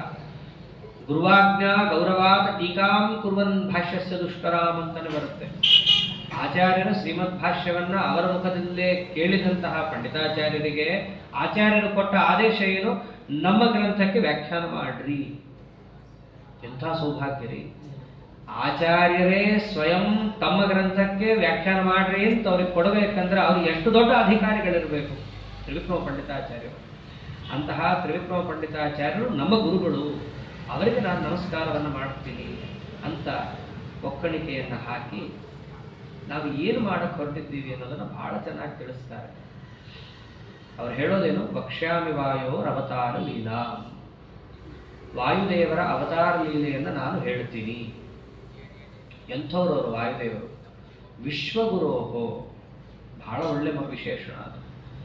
ನಿಜವಾದ ಜಗದ್ಗುರುಗಳು ಅಂತಂದ್ರೆ ಅದು ಮುಖ್ಯ ಪ್ರಾಣದೇವರು ಮಾತ್ರ. ಇಡೀ ಜಗತ್ತಿನ ಅಜ್ಞಾನವನ್ನು ಪರಿಹಾರ ಮಾಡುವ ಶಕ್ತಿ ಯಾರಿಗಾದರೂ ಇದ್ದರೆ ಅದು ಮುಖ್ಯ ಪ್ರಾಣದೇವರಿಗೆ ಮಾತ್ರ. ಗುರು ಶಬ್ದದ ಅರ್ಥವೇ ಅದು. ಅಸಂಶಯ ಸಂಶಯಚಿತ್ ಗುರುರುಕ್ತೋ ಮನೀಷಿಭಿ. ಯಾರಿಗೆ ಯಾವ ವಿಷಯದಲ್ಲೂ ಸಂಶಯ ಇಲ್ಲವೋ, ಎಲ್ಲರ ಸಂಶಯವನ್ನು ಕೂಡ ಪರಿಹಾರ ಮಾಡುವ ಸಾಮರ್ಥ್ಯ ಇದೆಯೋ ಅವನು ಮಾತ್ರ ಗುರು. ಇವರು ಒಂದೆರಡು ಸಂಶಯವೇ ಅಲ್ಲ, ಯಾವ ಯಾವ ಸಂಶಯ ಇದೆಯೋ ಎಲ್ಲ ಸಂಶಯವನ್ನು ಪರಿಹಾರ ಮಾಡ್ತಾರೆ. ಅದಕ್ಕೆ ಏನಂದಿದ್ದು? ಅಭ್ರಮಂ ಅಭ್ರಮಂ, ಯಾವ ಭ್ರಮೆಯೂ ಇಲ್ಲ. ಭ್ರಮ ಅಂದ್ರೂ ಒಂದೇ, ಸಂಶಯ ಅಂದ್ರೂ ಒಂದೇ, ಇದು ಯಾವುದೂ ಅವರಿಗಿಲ್ಲ. ಇಂತಹ ಆನಂದ ತೀರ್ಥ ಭಗವತ್ಪಾದಾಚಾರ್ಯರ ಚರಿತ್ರೆ ಇದು. ಅವರು ನಿಜವಾದ ಗುರುಗಳು. ನಿಜವಾದ ಜಗದ್ಗುರು ಅನ್ನೋ ಶಬ್ದಕ್ಕೆ ಯಾರಿಗಾದರೂ ಕೂಡ ಹೊಂದಾಣಿಕೆ ಆಗತ್ತೆ ಅಂತಂದ್ರೆ ಅದು ಒಬ್ಬರಿಗೆ. ಯಾರಿಗದು? ಆನಂದ ತೀರ್ಥ ಭಗವತ್ಪಾದಾಚಾರ್ಯರಿಗೆ, ಮುಖ್ಯ ಪ್ರಾಣದೇವರಿಗೆ ಅದು ಹೊಂದಾಣಿಕೆ ಆಗತ್ತೆ. ಅವರನ್ನು ವಿಶ್ವಗುರು ಅಂತ ಕರೀತಾ ಇರ್ತಾರೆ. ಅವರು ಎಂಥವ್ರವರು? ಅವರ ಚರಿತ್ರೆ ಎಂಥದ್ದು? ಒಂದು ಗರೀಯಸೀಂ ವಿಶುದ್ಧಾಂ, ಎರಡು ಅಂಶವನ್ನು ಹೇಳಿದ್ದಾರೆ. ಬಹಳ ದೊಡ್ಡದ್ದು. ಇವರು ದೊಡ್ಡವರು ಅಂತಂದ್ಮೇಲೆ ಅವರ ಚರಿತ್ರೆನೂ ದೊಡ್ಡದೇ ಇರಬೇಕು. ಇವರು ಎಷ್ಟು ದೊಡ್ಡವರು? ಜೀವೋತ್ತಮರು. ಅಂತಹ ದೊಡ್ಡವರಾದ್ದರಿಂದಾಗಿ ಅವರ ಲೀಲೆಯೂ ಕೂಡ ದೊಡ್ಡದೇ ಆಗಿರಬೇಕು. ಮತ್ತು ಇವರೆಂಥವರು? ವಿಶುದ್ಧರು. ವಿಶುದ್ಧ ಅಂತಂದ್ರೆ ಯಾವುದೇ ರೀತಿಯಾದ ಕಲಿಮಲ ಸಂಪರ್ಕವಿಲ್ಲದ ಭಾಗವತೋತ್ತಮರು ಅಂತ ಅರ್ಥ. ಇವರ ಚರಿತ್ರೆಯೂ ಕೂಡ ಹಾಗೆ, ಯಾವುದೇ ರೀತಿಯಾದ ಕಲಿಮಲ ಸಂಪರ್ಕಕ್ಕೆ ಅವಕಾಶ ಕೊಡದಂತಹ ಚರಿತ್ರೆ. ಇಂತಹ ಆಚಾರ್ಯರ ಮುಖ್ಯ ಪ್ರಾಣದೇವರ ಚರಿತ್ರೆಯನ್ನು ನಾನು ಹೇಳ್ತೀನಿ. ಯಾಕೆ ಹೇಳ್ತೀನಿ? ಪಂಡಿತಾಚಾರ್ಯರ ಈ ಮಾತೆ ಮುಂದಿನ ಎಲ್ಲಾ ವ್ಯಾಖ್ಯಾನಕಾರರಿಗೂ ಬೀಜ. ಗುರುಗಳ ಚರಿತ್ರೆಯನ್ನು ನಾವು ಯಾಕೆ ಹೇಳಬೇಕು ಅಂತಂದ್ರೆ, ಮುಕುಂದ ಭಕ್ತಿ ಗುರುಭಕ್ತಿ ಜಾಯೈ ಸತಾಂ ಪ್ರಸತ್ತೇ ಚ ನಿರಂತರಾಯೈ. ನಮಗೆ ಬೇಕಾಗಿರೋದೇನು? ಮೋಕ್ಷ. ಮೋಕ್ಷ ಬೇಕು ಅಂತಂದ್ರೆ ಮೋಕ್ಷ ಯಾರ ಹಿಡಿತದಲ್ಲಿದೆಯೋ ಅವನು ಸ್ತೋತ್ರ ಮಾಡಬೇಕು. ಮೋಕ್ಷ ಕೊಡೋನು ಯಾರು? ಮುಕುಂದ. ಒಂದೊಂದು ಶಬ್ದಕ್ಕೂ ಅರ್ಥ ಇದೆ. ಮುಕುಂದ, ಮೋಕ್ಷವನ್ನ ಕೊಡುವಂತಹ ವ್ಯಕ್ತಿಯಾದ ಶ್ರೀಕೃಷ್ಣ ಪರಮಾತ್ಮ. ಅವನನ್ನು ಭಕ್ತಿ ಮಾಡಿದ್ರೆ ನಿಮಗೆ ಮೋಕ್ಷ ಸಿಗತ್ತೆ. ಹೀಗಿದ್ದಾಗ ಅವನಲ್ಲಿ ನೀವು ಭಕ್ತಿಯನ್ನು ಮಾಡದೆ ಆಚಾರ್ಯರ ಚರಿತ್ರೆ ಯಾಕೆ ಹೇಳ್ತೀರಾ? ಮುಕುಂದ ಭಕ್ತಿ ಬರಬೇಕು ಅಂದ್ರೆ ಮುಕುಂದರ ಮಾಹಾತ್ಮ್ಯ ಹೇಳ್ರಿ, ಮುಕುಂದರ ಅವತಾರ ಲೀಲೆಯನ್ನು ಹೇಳ್ರಿ, ಅದನ್ನು ಕೇಳೋಣ. ವಾಯುದೇವರ ಅವತಾರ ಲೀಲೆಯಿಂದ ಏನು ತಾನೇ ಪ್ರಯೋಜನ ಇದೆ? ಅದಕ್ಕಂದ್ರು ಪಂಡಿತಾಚಾರ್ಯರು ಅವನಲ್ಲಿ ಭಕ್ತಿ ಬರಬೇಕು. ನಿಜ, ಅವನಲ್ಲಿ ಭಕ್ತಿ ಬರಬೇಕು ಅಂತಂದ್ರೆ ಹೇಗೆ ಸಾಧ್ಯ? ಗುರುಭಕ್ತಿ ಜಾಯೈ. ಪರಮಾತ್ಮನಲ್ಲಿ ನಿಮಗೆ ಉತ್ಕೃಷ್ಟವಾದ ಭಕ್ತಿ ಬರಬೇಕಾ? ಒಂದೇ ದಾರಿ. ನಿಮಗೆ ಮೊದಲು ಗುರುಭಕ್ತಿ ಇದ್ರೆ ಆಮೇಲೆ ಹರಿಭಕ್ತಿ ಹುಟ್ಟುತ್ತೆ. ಗುರುಭಕ್ತಿಯಿಂದ ಹರಿಭಕ್ತಿ ಯಾವುದು ಬರುತ್ತೋ ಅದು ಮೋಕ್ಷಕ್ಕೆ ಕಾರಣ. ಸುಮ್ಮನೆ ದೇವರಲ್ಲಿ ಭಕ್ತಿ ಬಂದ ಮಾತ್ರಕ್ಕೆ ಅದು ಮೋಕ್ಷಕ್ಕೆ ಕಾರಣ ಆಗೋದಿಲ್ಲ.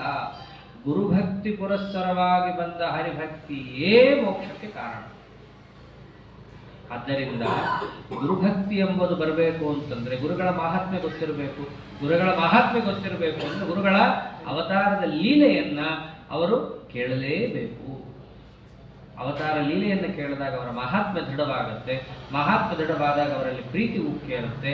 ಆ ಗುರುಗಳಲ್ಲಿ ಭಕ್ತಿ ಹೆಚ್ಚಾದಾಗ ಅದರಿಂದ ಬರುವಂತಹ ಇಂತಹ ಗುರುಗಳಿಗೂ ವರಪ್ರದನಾದಂತಹ ಕೃಷ್ಣ ಪರಮಾತ್ಮ ಅಂತ ಸ್ವಲ್ಪ ತಿಳಿದರೂ ಸಾಕು, ಆ ಜ್ಞಾನಭಕ್ತಿ ವೈರಾಗ್ಯಗಳೇ ನಮ್ಮ ಮೋಕ್ಷಕ್ಕೆ ಕಾರಣವಾಗುತ್ತೆ. ಅಷ್ಟೇ ಅಲ್ಲ, ನಾವು ಈ ವಾಯುದೇವರ ಚರಿತ್ರೆ ಹೇಳೋದ್ರಿಂದ ಏನೇನು ಪ್ರಯೋಜನ ಆಗುತ್ತೆ ಅದನ್ನು ಹೇಳ್ತಾರೆ. ಸತಾಂ ಪ್ರಸತ್ತೇತಿ ನಿರಂತರಾಗಿ, ಇದನ್ನ ಬಹಳ ಮಹತ್ವ ಇದೆ. ಮಧ್ವಿಜಯವನ್ನ ಹೇಳಿದ ಮಾತ್ರಕ್ಕೆ ಸಮಸ್ತ ಸೌಭಾಗ್ಯಗಳು ಒದಗುತ್ತೆ ಅಂತೀವಲ್ಲ, ಯಾಕೆ ಒದಗುತ್ತೆ? ಪಂಡಿತಾಚಾರ್ಯ ಉತ್ತರ ಕೊಟ್ಟರು, ಸತಾಂ ಪ್ರಸತ್ತೈಚ ನಿರಂತರಾಗಿ, ಎಲ್ಲಾ ಸಜ್ಜನರಿಗೂ ಕೂಡ ಪ್ರಸನ್ನತೆ ಉಂಟಾಗತ್ತೆ. ಯಾರು ಸಜ್ಜನರು? ರುದ್ರದೇವರಿಂದ ಆರಂಭ ಮಾಡಿಕೊಂಡು ಎಲ್ಲಾ ಸಜ್ಜನರು, ದೇವಾದಿ ದೇವತೆಗಳು, ಆಚಾರ್ಯರ ಚರಿತ್ರೆಯನ್ನು ಯಾರು ಹೇಳ್ತಾರೋ ಕೇಳ್ತಾರೋ ರುದ್ರಾದಿ ದೇವತೆಗಳು ಅವ್ರಿಗೆ ಬಂದು ಅನುಗ್ರಹ ಮಾಡುತ್ತಾರೆ. ಮಧ್ವರಾಯರ ಚರಿತ್ರೆ ಹೇಳ್ತಿದ್ದಾನೆ, ಇವ್ರಿಗೆ ಏನು ಬೇಕೆಲ್ಲ ಕೊಟ್ಟುಬಿಡೋಣ ಅಂತ. ಸಜ್ಜನರಿಗೆ ಅತ್ಯಂತ ಪ್ರಸನ್ನತೆ ಎಂಬುದು ಉಂಟಾಗತ್ತೆ ಆಚಾರ್ಯರ ಮಹಾತ್ಮ್ಯವನ್ನ ನಾವು ಹೇಳೋದು ಕೇಳೋದ್ರಿಂದಾಗಿ. ಅದಕ್ಕೋಸ್ಕರವೂ ನಾವು ಆಚಾರ್ಯರ ಚರಿತ್ರೆಯನ್ನು ಹೇಳ್ತೀವಿ ಅಂತ ಹೇಳಿ 3 ಕಾರಣ ಕೊಟ್ಟದ್ದು. ದೇವರಲ್ಲಿ ಭಕ್ತಿಗೋಸ್ಕರ ವಾಯುದೇವರ ಲೀಲಾವರ್ಣನ. ದೇವರಲ್ಲಿ ಭಕ್ತಿ ಯಾವಾಗ ಬರುತ್ತೆ? ಗುರುಗಳಲ್ಲಿ ಭಕ್ತಿ ಬಂದಾಗ. ಆದ್ದರಿಂದ ಗುರುಗಳಲ್ಲಿ ಭಕ್ತಿಗೋಸ್ಕರವಾಗಿ ನಾವು ವಾಯುದೇವರ ಲೀಲೆಯನ್ನು ವರ್ಣಿಸ್ತಾ ಇದ್ದೇವೆ. ವಾಯುದೇವರ ಲೀಲೆಯನ್ನು ವರ್ಣನ ಮಾಡೋದ್ರಿಂದ ಇನ್ನೊಂದು ಪ್ರಯೋಜನ ಏನು? ಸಮಸ್ತ ಸಜ್ಜನರ ಪ್ರಸನ್ನತೆ. ಅವರ ಪ್ರಸನ್ನತೆ ಆದರೆ ನಮ್ಮ ಸಾಧನ ಸಂಪತ್ತು ಒದಗುತ್ತೆ. ಅದು ಸಾಧನ ಸಂಪತ್ತು ಒದಗಿದಾಗ ನಮಗೆ ಮೋಕ್ಷ ಸಿದ್ಧಿಯಾಗತ್ತೆ. ಹೀಗೆ ಅವತರಣಿಕೆಯನ್ನ ಪಂಡಿತಾಚಾರ್ಯರು ಕೊಟ್ಟು, ನಾನು ವಾಯುದೇವರ ಅವತಾರ ಲೀಲೆಯನ್ನು ಹೇಳ್ತಾ ಇದ್ದೀನಿ. ನಾವು ಹೇಳ್ತೀವಿ ಅಂದ್ರೆ ಆಗುವಂಥದ್ದ ಇದು. ಎಂಥ ರುದ್ರಾದಿ ದೇವತೆಗಳೇ ನಮ್ಮ ಮಾತನ್ನು ಹೇಳಕ್ಕಾಗಲ್ಲ ಅಂತ ಹೇಳಿ ವೇದವಾಕ್ಯಗಳನ್ನು ಬಳಸಿಕೊಂಡು ಬಳಿತ್ತಾ ತತ್ವಕುಶೇಧ ಇದರ್ಶತಂ ಅಂತ ಸ್ತೋತ್ರ ಮಾಡ್ತಾ ಇದ್ದಾರೋ, ನಮ್ಮಂತಹ ಸಣ್ಣ ಮಂದಮತಿಗಳು ಮಾತಾಡೋದೇ ಸ್ವಲ್ಪ ಮಾತಾಡಿದ್ರು ಅದರಲ್ಲಿ ತುಂಬಾ ಅರ್ಥ ತುಂಬುತ್ತೀವ, ಅಷ್ಟು ಬುದ್ಧಿ ಇದೆಯಾ, ಅಷ್ಟು ಬುದ್ಧಿಯೂ ಇಲ್ಲ ನಮಗೆ ಅಂತ ನಮ್ಮಂಥವರು ಆಚಾರ್ಯರ ಚರಿತ್ರೆಯನ್ನ ಹೇಳ್ತೀವಿ ಕೇಳ್ತೀವಿ ಅಂತಂದ್ರೆ ಜನರೆಲ್ಲ ಬೈತಾರೆ ನಮ್ಮ. ಅದಕ್ಕೆ ನಾವು ಅಷ್ಟೆಲ್ಲ ಸಾಹಸಕ್ಕೆ ಹೋಗಲ್ಲ.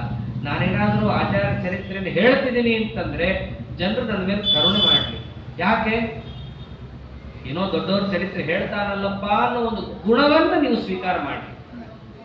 ರುದ್ರದೇವರೇ ವೇದದಿಂದ ಕೊಂಡಾಡ್ತಾರೆ, ನಿನ್ನ ಯೋಗ್ಯತೆ ಏನೋ? ಸಣ್ಣ ವಾಕ್ಯದಿಂದ ಮಾತಾಡುವಂತಹ ಬಾಲಕ ನೀನು. ಆಚಾರ್ಯ ಚರಿತ್ರೆಯನ್ನು ಹೇಳಿಕ್ಕೆ ನಿಮಗಾಗತ್ತಾ ಅಂತಂದ್ರೆ ಹೌದು, ಆಗಲ್ಲ. ಆದರೆ ಹೇಳ್ತೀನಿ ಅನ್ನೋ ಒಂದು ನಮ್ಮ ಒಂದು ಮನಸ್ಥಿತಿ ಇದೆಯಲ್ಲ, ಆ ಮನಸ್ಥಿತಿ ಎಂಬ ಗುಣವನ್ನು ನೀವು ಗ್ರಹಿಸಿ. ಎಷ್ಟೋ ಬಾರಿ ಆಗತ್ತೆ, ರಾಯರ ಸೇವೆ ಮಾಡ್ತೀವಿ ಅಂತ ಹೋಗ್ತೀವಿ, 48 ದಿನ ಮಾಡ್ತೀವಿ ಅಂತ ಹೋಗ್ತೀವಿ. ಕೆಲವೊಮ್ಮೆ ರಾಯರ ಇಚ್ಛಾ ಇದ್ರೆ ಆಗತ್ತೆ, ಕೆಲವೊಮ್ಮೆ ಆಗಲ್ಲ. ಆದ್ರೆ ಹೋಗ್ತೀನಿ ಅಂತ ಒಂದು ಮನಸ್ಥಿತಿಯಿಂದ ಹೋಗ್ತಾರಲ್ಲ, ಆ ಗುಣಾಂಶವನ್ನು ಸ್ವೀಕರಿಸಿ ಎಷ್ಟೋ ಬಾರಿ ರಾಯರು ಕಾದು ಬಿಡ್ತಾರೆ. ಹಾಗೆ ಆ ಗುಣಾಂಶವನ್ನು ಸ್ವೀಕರಿಸಿ ಸಜ್ಜನರು ನನ್ನ ಮೇಲೆ ಕರುಣೆಯನ್ನು ಮಾಡಲಿ. ಅಲ್ಲ, ಆಚಾರ್ಯರ ಚರಿತ್ರೆ, ವಾಯುದೇವರ ಚರಿತ್ರೆಯನ್ನು ನೀವು ಹೇಳ್ತಿದ್ದೀರಲ್ಲ, ಇದನ್ನ ಚರಿತ್ರೆಯನ್ನು ಹೇಳ್ತೀನಿ ಅಂದ್ರೆ ಸಾಮಾನ್ಯವಾಗಿ ಒಂದು ರೀತಿಯಾಗಿ ಬಣ್ಣಿಸಬೇಕು ಅಲ್ವಾ? ಮಹಾಕಾವ್ಯ ಅಂದ್ರೆ ಏನು? ಯಾರು ಕಥಾನಾಯಕನೋ ಅವನನ್ನು ಚೆನ್ನಾಗಿ ವರ್ಣಿಸಿದರೆ ಅದನ್ನೊಂದು ಕಾವ್ಯ ಅಂತ ಕರೀತಾರೆ. ಬೈದ್ರ ಕಾವ್ಯ ಯಾಕಾಗತ್ತೆ? ಹಾಗೆ ಇಲ್ಲ, ಆಚಾರ್ಯರ ಕಾವ್ಯವನ್ನು ನಾನು ಮಾಡ್ತೀನಿ ಹೇಳ್ತೀನಿ ಅಂತ ಹೊರಟಾಗ ಅಂತಹ ಆಚಾರ್ಯರ ಚರಿತ್ರೆ ನಾನೇನು ಬಣಿಸೋದಿದೆ? ಕಿಂ ತತ್ರ ಚಿತ್ರಂ ಚರಿತಂ ನಿವೇದ್ಯಂ. ಯಾವ ಕ್ರಿಯೆಗಳು ಜಗತ್ತಲ್ಲಿ ನಡೀತಾ ಇದ್ದಾವೋ ಅದೆಲ್ಲವೂ ಅವರಿಂದಲೇ ಆಗ್ತಾ ಇರೋದು. ನೀವು ಉಸಿರಾಡ್ಬೇಕಾ ಅವರೇನೆ, ಪದಾರ್ಥಗಳು ಮೇಲೆ ಕೆಳಗೆ ಹೋಗ್ಬೇಕಾ ಅವರಿಂದಲೇ, ಜಗತ್ತಿನಲ್ಲಿ ಯಾವ ಯಾವ ಕ್ರಿಯೆಗಳು ಅಂತಿದ್ದಾವೋ ಅದಷ್ಟು ಅವರಿಂದಲೇ ಆಗ್ತಾ ಇದ್ದಾಗ ಅವರ ಮಹತ್ವವನ್ನು ನಾನೇನು ಆಶ್ಚರ್ಯಕರ ಅಂತ ಹೇಳೋದಿದೆ? ನಾನೇನು ಹೇಳೋದಿಲ್ಲ. ಮತ್ತೆ ದೊಡ್ಡವರ ಚರಿತ್ರೆಯನ್ನು ನಾವು ಯಾಕೆ ಹೇಳ್ತಿರ್ತೀವಿ? ಮನೋವಿಶುದ್ಧೇ ಚರಿತಾನುವಾದ. ಒಂದೊಂದು ಶ್ಲೋಕಕ್ಕೂ ಬಹಳ ಚೆನ್ನಾಗಿ ಸಂಬಂಧ ಇದೆ. ಭಕ್ತಿ ಎಂಬುದು ಹುಟ್ಟಬೇಕು ನಮ್ಮಲ್ಲಿ. ಭಕ್ತಿ ಅನ್ನೋದು ಒಂದು ಮನಸ್ಸಿನ ಭಾವನೆ. ಮನಸ್ಸು ಸ್ವಚ್ಛವಾದಾಗ ಭಕ್ತಿ ಹುಟ್ಟುತ್ತೆ. ಎಲ್ರಿಗೂ ಬೇಕಾಗಿರೋದು ಅದೇ, ಸ್ವಚ್ಛವಾದ ಮನಸ್ಸು. ಮನಸ್ಸು ಸ್ವಚ್ಛ ಆಗೋದು ಹೇಗೆ? ಅದೊಂದು ದೊಡ್ಡ ಕೆಲಸ ಅಲ್ಲ. ಮನಸ್ಸು ಸ್ವಚ್ಛ ಇರಬೇಕು, ಮನಸ್ಸು ಸ್ವಚ್ಛ ಇರಬೇಕು. ಹೌದು, ಹೇಗೆ ಆಗೋದು ಹೇಗೆ? ಮನೋವಿಶುದ್ಧೈ ಚರಿತಾನುವಾದ. ನಿಮ್ಮ ಮನಸ್ಸು ಸ್ವಚ್ಛ ಆಗಬೇಕು ಅಂದ್ರೆ ಒಂದೇ ದಾರಿ, ಆಚಾರ್ಯರ ಚರಿತ್ರೆಯನ್ನ ನಿತ್ಯ ಅನುಸಂಧಾನ ಮಾಡುವುದು. ಅದ್ಯಾಕದು ಔಷಧಿ ಅದಕ್ಕೆ ಅಂತಂದ್ರೆ, ಮನಸ್ಸಿನಲ್ಲಿರುವ ಕೊಳೆ ಅಂದ್ರೆ ಕಲಿ. ಆ ಕಲಿ ಹೋಗಬೇಕು ಅಂತಂದ್ರೆ ಕಲಿಗೆ ವಿರೋಧಿಗಳಾದಂತಹ ಕಲಿಯನ್ನು ಪೂರ್ಣ ಕಿತ್ತೊಗಲಿಕ್ಕೆ ಸಮರ್ಥರಾದ ಆಚಾರ್ಯರ ಸನ್ನಿಧಾನ ಬರಬೇಕು. ಆಚಾರ್ಯರ ಸನ್ನಿಧಾನ ಬರೋದು ಯಾವಾಗ ಅಂದ್ರೆ ಆಚಾರ್ಯರ ಚರಿತ್ರೆಯನ್ನು ನಮ್ಮ ಮನಸ್ಸಿನಲ್ಲಿ ಅನುಸಂಧಾನ ಮಾಡಿದಾಗ. ಆದ್ದರಿಂದ ಆಚಾರ್ಯರ ಚರಿತ್ರೆಯನ್ನು ಹೇಳೋದು ಕೇಳೋದು ನಮ್ಮ ಮನಸ್ಸಿನಲ್ಲಿರುವ ಕಲಿಮಲವನ್ನು ದೂರ ಮಾಡಲಿಕ್ಕೆ ಅದು ಅತ್ಯಂತ ಕಾರಣ ಆಗುತ್ತೆ. ಆದ್ದರಿಂದ ನಮ್ಮ ಮನಸ್ಸು ಶುದ್ಧವಾಗ್ತಾ ಇಲ್ಲ, ನಮ್ಮ ಮನಸ್ಸಿಗೆ ಏನಾದರೂ ಕಸಿರಿಸಿ ಆಗ್ತಾ ಇದೆ ಅಂತಂದ್ರೆ ಏನು ಮಾಡೋದು ಬೇಡ. ವಾಯುಸ್ತುತಿ ಪಾರಾಯಣ ಮಾಡಲಿ, ಮಧ್ವಿಜಯವನ್ನು ಪಾರಾಯಣ ಮಾಡಲಿ. ಅದರಂತೆ ಕನ್ನಡದಲ್ಲೂ ಸುಮಧ್ವಿಜಯ ಅಂತ ಇದೆ, ಕನ್ನಡ ಸುಮಧ್ವಿಜಯ ಅಂತ ದಾಸರಾಯರು ಮಾಡಿಕೊಟ್ಟದ್ದು, ಅದನ್ನ ಪಾರಾಯಣ ಮಾಡಲಿ. ನಿಮ್ಮ ಮನಸ್ಸು ಸ್ವಚ್ಛ ಆಗೇ ಆಗತ್ತೆ. ನಾವು ಏನೇನೋ ದುಗುಡಗಳನ್ನ ಮನಸ್ಸಿನಲ್ಲಿ ತುಂಬಿಕೊಂಡು ಎಷ್ಟೋ ಬಾರಿ ಆ ಅವಸ್ಥೆಯನ್ನು ಅನುಭವಿಸೇ ಇರ್ತೀವಿ ಜೀವನದಲ್ಲಿ. ಏನು ಮಾಡಬೇಕಂತ ದಾರಿ ಕೂಡ ತೋಚ್ತಾ ಇರಲ್ಲ. ಆ ಸಮಯದಲ್ಲಿ ಏನು ಮಾಡೋದು ಬೇಡ. ಸ್ವಾಮಿ, ನಿಮ್ಮ ಪಾದಕ್ಕೆ ನಾ ಬಂದು ಬಿದ್ದಿದ್ದೀನಿ, ನಿಮ್ಮ ಚರಿತ್ರೆಯನ್ನು ನನ್ನ ಕೈಲಾದಷ್ಟು ಅನುಸಂಧಾನವನ್ನು ಮಾಡ್ತೀನಿ. ಅನುಸಂಧಾನ ಆಗುತ್ತೋ ಬಿಡುತ್ತೋ, ಆ ದೊಡ್ಡವರ ಮಾತು ಏನಿತ್ತಲ್ಲ, ಎನ್ನ ಮಾತಲ್ಲವಿದು ಎನ್ನ ಪಿರಿಯರ ಮಾತು, ಅಂತಹ ದೊಡ್ಡ ದೊಡ್ಡ ಜ್ಞಾನಿಗಳ ಮಾತನ್ನ ನಮ್ಮ ಬಾಯಲ್ಲಿ ಒಮ್ಮೆ ಹೇಳಿದ್ರೆ ಸಾಕು, ನಮ್ಮ ಮನಸ್ಸು ಶುದ್ಧ ಆಗೋಗುತ್ತೆ. ಏನೇನು ಭಯ ಪಟ್ಟುಕೊಂಡು ನಮ್ಮ ಮನಸ್ಸನ್ನು ಹಾಳು ಮಾಡ್ಕೊಂಡಿರ್ತೀವೋ ಆ ಮನಸ್ಸು ಅಷ್ಟು ಶುದ್ಧವಾಗತ್ತೆ. ಮನಸ್ಸು ನಿರ್ಮಲವಾಯಿತು ಅಂದ್ರೆ ಮುಂದಿನ ಎಲ್ಲ ಕೆಲಸ ಸರಾಗವಾಗುತ್ತೆ. ಇದು ಏನೋ ಊಹಾತೀತವಾದದ್ದೇನಲ್ಲ, ಎಲ್ಲರೂ ಅನುಭವಿಸಬಹುದಾದಂತಹ ಅಂಶ. ಮಧ್ವಿಜಯವನ್ನ ರಾಗವಾಗಿ ನಮ್ಮ ಆಚಾರ್ಯ ಮನೆಯಲ್ಲಿ ಹೇಳ್ಕೊಡ್ತಾ ಇದ್ರು. ಆ ರೀತಿಯಲ್ಲಿ ಸುಮ್ಮನೆ 16 ಸರ್ಗ ಪಾರಾಯಣ ಮಾಡಿದ್ರೆ ಸಾಕು, ಏನೋ ಒಂದು ರೀತಿಯಾದ ನೆಮ್ಮದಿ ಇರುತ್ತೆ. ವಿಷ್ಣು ತೀರ್ಥರು ಮುಂತಾದ ಜ್ಞಾನಿಗಳಂತೂ ನಿತ್ಯ ಅವರ ಜೀವನದಲ್ಲಿ ಅದನ್ನು ಅಳವಡಿಸ್ಕೊಂಡ್ಬಿಟ್ಟಿದ್ರು. ದಿನಾಗ್ಲೂ ಹೆಂಗೆ ನಾವು ವಾಯುಸ್ತುತಿ ಪಾರಾಯಣ ಮಾಡ್ತೀವೋ ಹಂಗೋರು ಮಧ್ವಿಜಯ ಪಾರಾಯಣ ಮಾಡ್ತಾ ಇದ್ರು. ಅದರ ಮಹತ್ವ ಎಷ್ಟು ಅಂತಂದ್ರೆ, ಅವರ ಮಧ್ವಿಜಯದ ಸಿದ್ಧಿ. ಒಂದ್ಸರ್ತಿ ಅವ್ರಿಗೆ ಊಟಕ್ಕಿರಲಿಲ್ಲ ವಿಷ್ಣು ತೀರ್ಥರಿಗೆ. ಅವರು ಯಾವುದೋ ಒಂದು ಆಸನದ ಮೇಲೆ ಕೂತ್ಕೊಂಡು ಮಧ್ವಿಜಯವನ್ನು ಪಾರಾಯಣ ಮಾಡ್ತಾ ಇದ್ರು.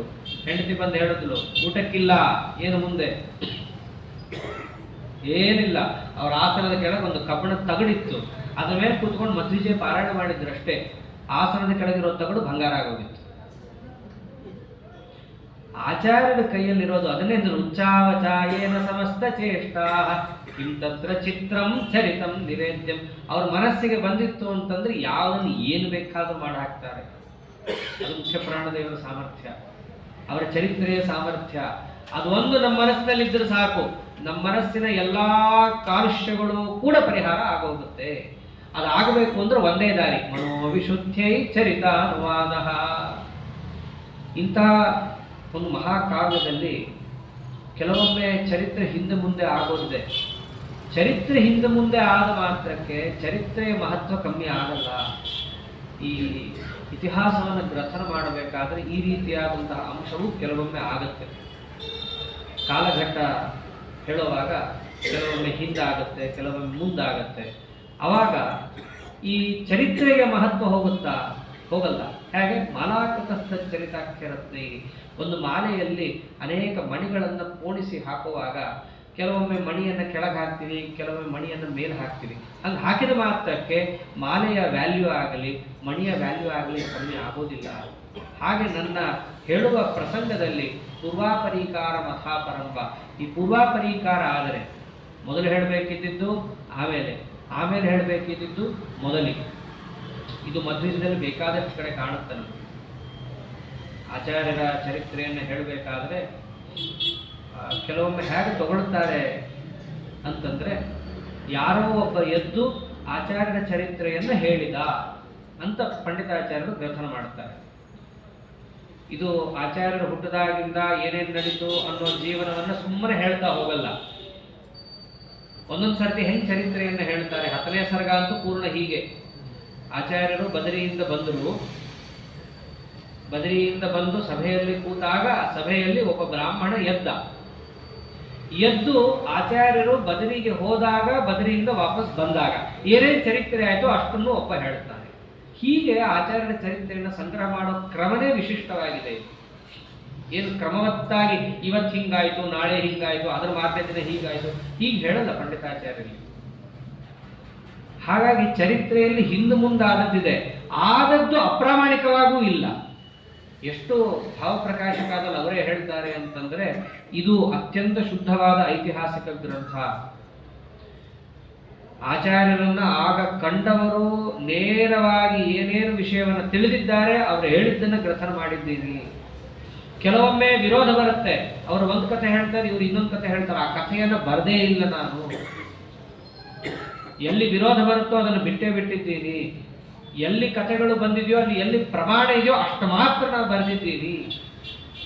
ಇನ್ನು ಕೆಲವು ಚರಿತ್ರೆಯನ್ನು ಹೇಳಕ್ಕೆ ಹೋಗಿಲ್ಲ, ಯಾಕೆ ರಹಸ್ಯ ಅಂತ ಬಿಟ್ಬಿಟ್ಟಿದ್ದೀನಿ.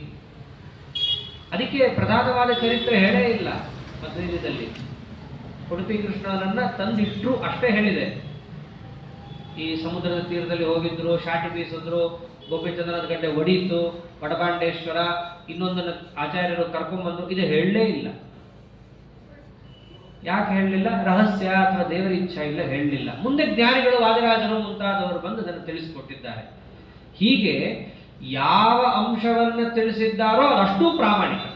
ಅದಲ್ಲದೆ ಬೇರೆ ಚರಿತ್ರೆಗಳು ಬೇಕಾದಷ್ಟಿದೆ.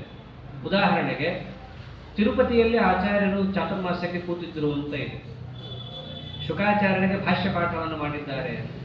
ಪಂಢರಪುರದಲ್ಲಿ ಆಚಾರ್ಯರು ಚಾತುರ್ಮಾಸ್ಯಕ್ಕೆ ಕೂತಿದ್ರು ಅಂತ ಇದೆ ಉಲ್ಲೇಖ.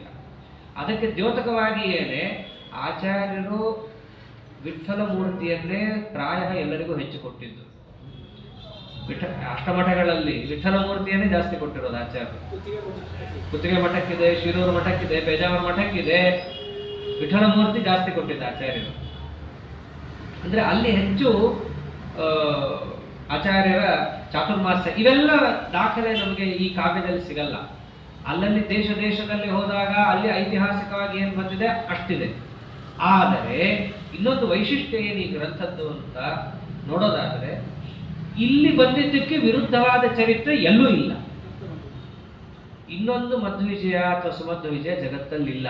ಅದೇ ಬೇರೆ ಆಚಾರ್ಯರ ಚರಿತ್ರೆಗಳಲ್ಲಿ ನೋಡಿದ್ರೆ 10-12 ದಿಗ್ವಿಜಯಗಳಲ್ಲಿ ಒಂದೊಂದಕ್ಕೂ ಪರಸ್ಪರ ವಿರೋಧ, ಒಂದೊಂದಕ್ಕೂ ಪರಸ್ಪರ ವಿರೋಧ ಅಷ್ಟೇ ಅಲ್ಲ, ಒಂದೊಂದಕ್ಕಿಂತ ಒಂದೊಂದು ವಿಚಿತ್ರ.